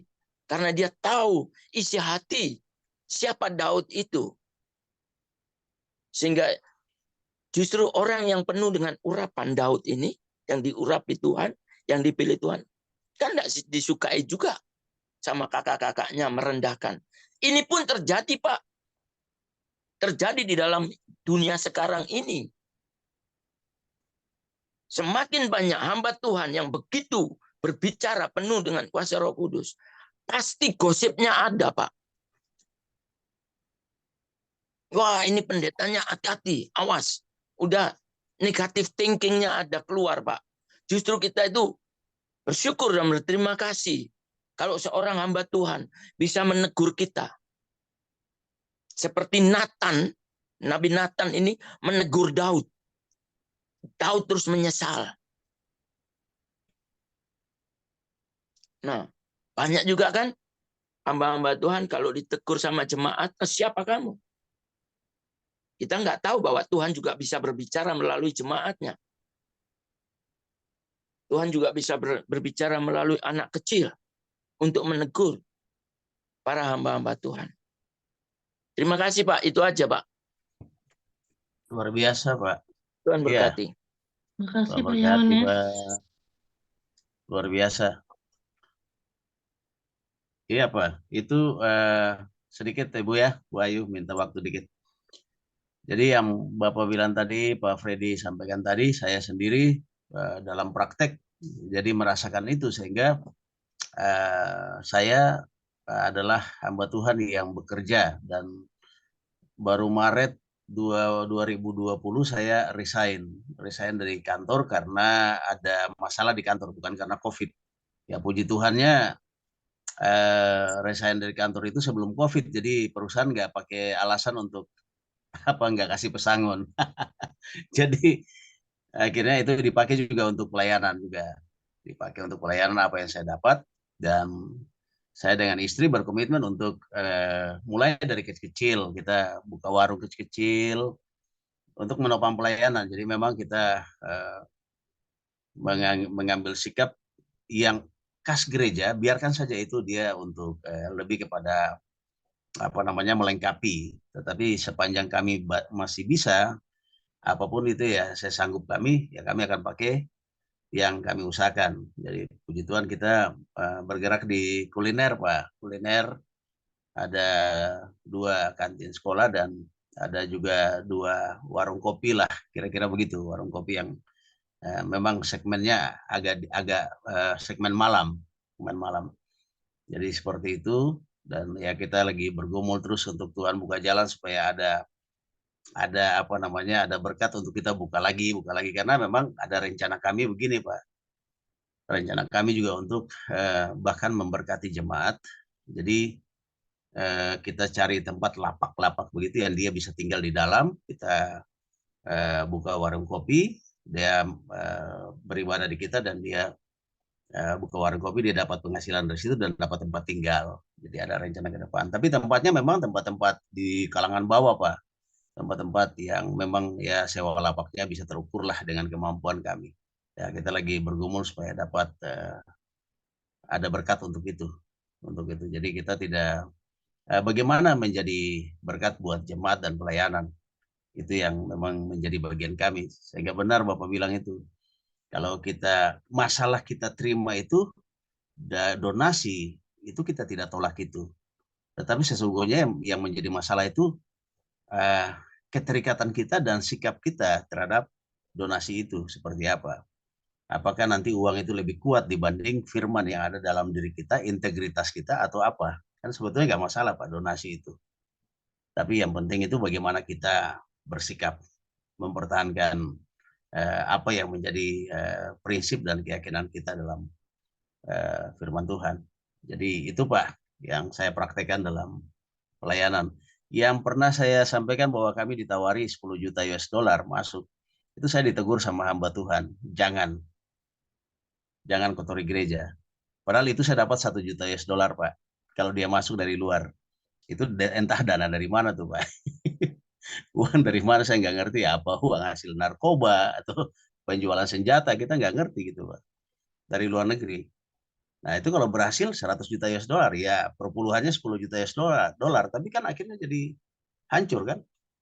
Tapi kami tolak itu Pak, kami tolak. Ya puji nama Tuhan, ya bukan tolak karena kita hebat, enggak. Tapi ada teman-teman yang memang memberikan, ya sama seperti Nathan ya, dia sahabat. Yang Daud adalah seorang yang dia kasihi, dia menegur, dia sayang, dia kasih, dia tegur, dia apalagi ada pesan Tuhan. Ya saya juga ditegur sama hamba Tuhan senior, jangan pakai gereja, gereja nggak boleh dikotori seperti itu. Jadi akhirnya kita ya barangkali saya nggak bilang semua, tapi saya salah satu ketua sinode yang tidak punya gaji. Tapi saya bagaimana dari apa yang kami dapat, kami memberi bagi pelayanan. Digunakan mobil saya ya udah pakai untuk antar jemput jemaat. Jadi mobil yang bisa dibilang buat keluarga, akhirnya kan bentuknya nggak karu-karuan itu. Lebih baik memberi Pak daripada menerima. Iya, jadi akhirnya Pak, mobil itu ini kena sodok sana, sodok sini. sedikit Pak ya, sebentar Pak, sedikit. Bapak tadi bilang itu saya ngalami Pak. Iya. Satu gereja kami satu layanan, ada seorang hamba Tuhan datang, dia memberi uang itu untuk gereja. $1.000 Pak, untuk gereja. Ini pengalaman Pak, satu kali di pandangan di hadapan kita, mereka banyak bilang, oh nanti aja. Setelah kita enggak ada, itu uang dipakai untuk pergi cuti Pak, vakansi Pak. Sekarang ya sampai sekarang itu gereja tutup Pak, tidak buka lagi. Hanya $1.000 Pak, salah guna untuk gereja, tetapi dipakai pribadi. Ya, itu sudah banyak praktek itu Pak. Banyak Pak. Tapi kita memang nggak sampai apa namanya, itu memang nyata terjadi dalam banyak pelayanan. Memang salah satu yang penting itu adalah dukungan doa dan orang-orang yang mengasihi berani menegur, menjaga pemimpinnya gitu. Ya sama seperti Nathan itu dia menjaga pemimpinnya. Karena Nathan juga pasti itu rajanya Nathan lah dalam konteks bernegara ya. Dia menjaga gitu kan. Nah, kadang-kadang kan Pak. Iya, banyak anak-anak Tuhan merasa wah pendeta itu udah paling benar sehingga gak perlu ditegur. Enggak juga, kita butuh ditegur. Amin. Kita butuh. Setuju. Iya, kalau kita nggak ditegur merasa benar terus kan selesai Pak kita Pak. Makanya banyak jemaat takut Pak untuk mau menegur pendeta-pendetanya. Oh nanti ini karena ya itulah. Itu Saya banyak open Pak. Ya saya termasuk orang yang open. Bahkan waktu salah satu pastor muda di jemaat saya lihat dia cerdas dan dia lebih apologet dibanding saya bilang bro, tolong layani satu sesi ibadah di dalam 1 bulan dan pengajaran ya, saya minta pengajaran dan kalau bisa dia dikurikulumkan gitu, jadi sehingga jemaat dapat satu pengajaran yang memang tersistematis dan mereka cerdas gitu kan. Saya bilang begitu. Oh Bapak ketua aja loh, saya ini ketua organisasi, Tuhan berikan saya itu, tapi kemampuan teologi itu kan Anda lebih dari saya gitu kan. Ya sudah, dia umurnya masih 20, belum sampai 25 tahun Pak. Dan saya itu saya harus akui bahwa dia lebih di sisi itu dibanding saya. Ya sudah, dia akhirnya melayani sesi pengajaran itu di jemaat kami setiap minggu waktu itu ya. Tapi sekarang dia lagi pulang ke Lampung untuk rintis jemaat baru. Seperti itu, Pak. Ya, Oke, silakan Bu. makasih, Pak. Ya. Ya, terima kasih. Terima kasih, Pak. Baik, terima kasih Pak Daniel Launufna Ya, yang agak sudah susah memberkati marganya Bu kami ya. semua. Tidak Marganya agak terasa susah. waktu sudah Iya, semakin larut dan ya. kita banyak mendapatkan berkat malam hari ini. Memang ini makanan keras ya, karena Makanan sebagian keras. besar yang hadir di sini adalah hamba-hamba Hamba-hamba Tuhan. Tuhan. Ya. Ya, Para jadi pengajar malah senior-senior saya dalam apa namanya, dalam apologet ataupun hermeneutik itu banyak senior saya di sini. Terima kasih. baik, terima kasih Bapak. Bagi Bapak Ibu yang kita akan akhiri sesi kita pada malam hari ini. Bagi Bapak Ibu yang tetap mau tinggal untuk sesi 2, saya silahkan ada Pak Freddy Angko Saputra yang akan menjadi host. Tetapi bagi Bapak Ibu yang Ibu Ayu saya izin keluar karena memang ini saya kan ada segmen usaha kecil malam, jadi saya harus lanjut pelayanan yang seperti itu. baik, baik Pak. Ya, terima kasih Pak Pendeta Daniel. Tuhan berkati. Salam hormat buat semua. Ya. Terima kasih kesempatannya. FBF Osaka maju terus. Pak Sinto, saya pribadi dan keluarga ucapkan turut berduka cita yang sedalam-dalamnya atas kehilangan keluarga terkasih. Tapi percayalah bahwa Tuhan memulihkan hati setiap orang yang berduka. Amin. Amin. Terima kasih. Nanti kami sampaikan Pak. Ya, terima kasih. Baik, terima kasih Pak. Saya serahkan estafet sesi 2 kepada host kita Bapak Freddy Angko Saputra. Silakan Pak Freddy.